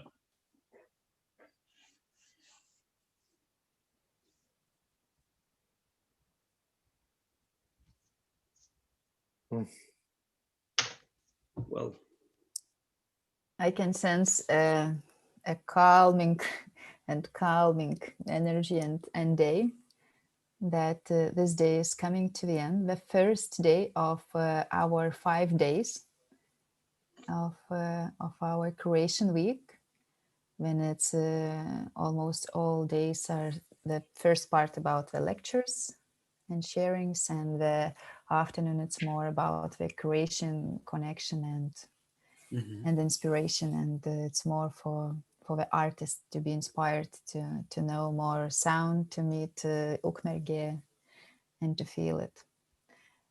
And I would like to suggest to close this day. Maybe we can, who would like to turn on your videos, and we can do a ritual, to create a ritual for closing our day, if you would like to. Yeah, we have somebody on a screen. In some circles when I am participating in, during the meetings, after the meetings, we just putting hands like this, just to connect to each other, and to feel the touch through the distance. Yes, and to connect, and to say goodbye till tomorrow. Yeah, and have a nice afternoon and some inspiring dreams during the night, and see you tomorrow at 10 o'clock in the morning in Lithuanian time, and 9 o'clock in Netherlands and in Sweden. Bye. Okay. Viso gero. Viso. Bye. See you tomorrow. See you.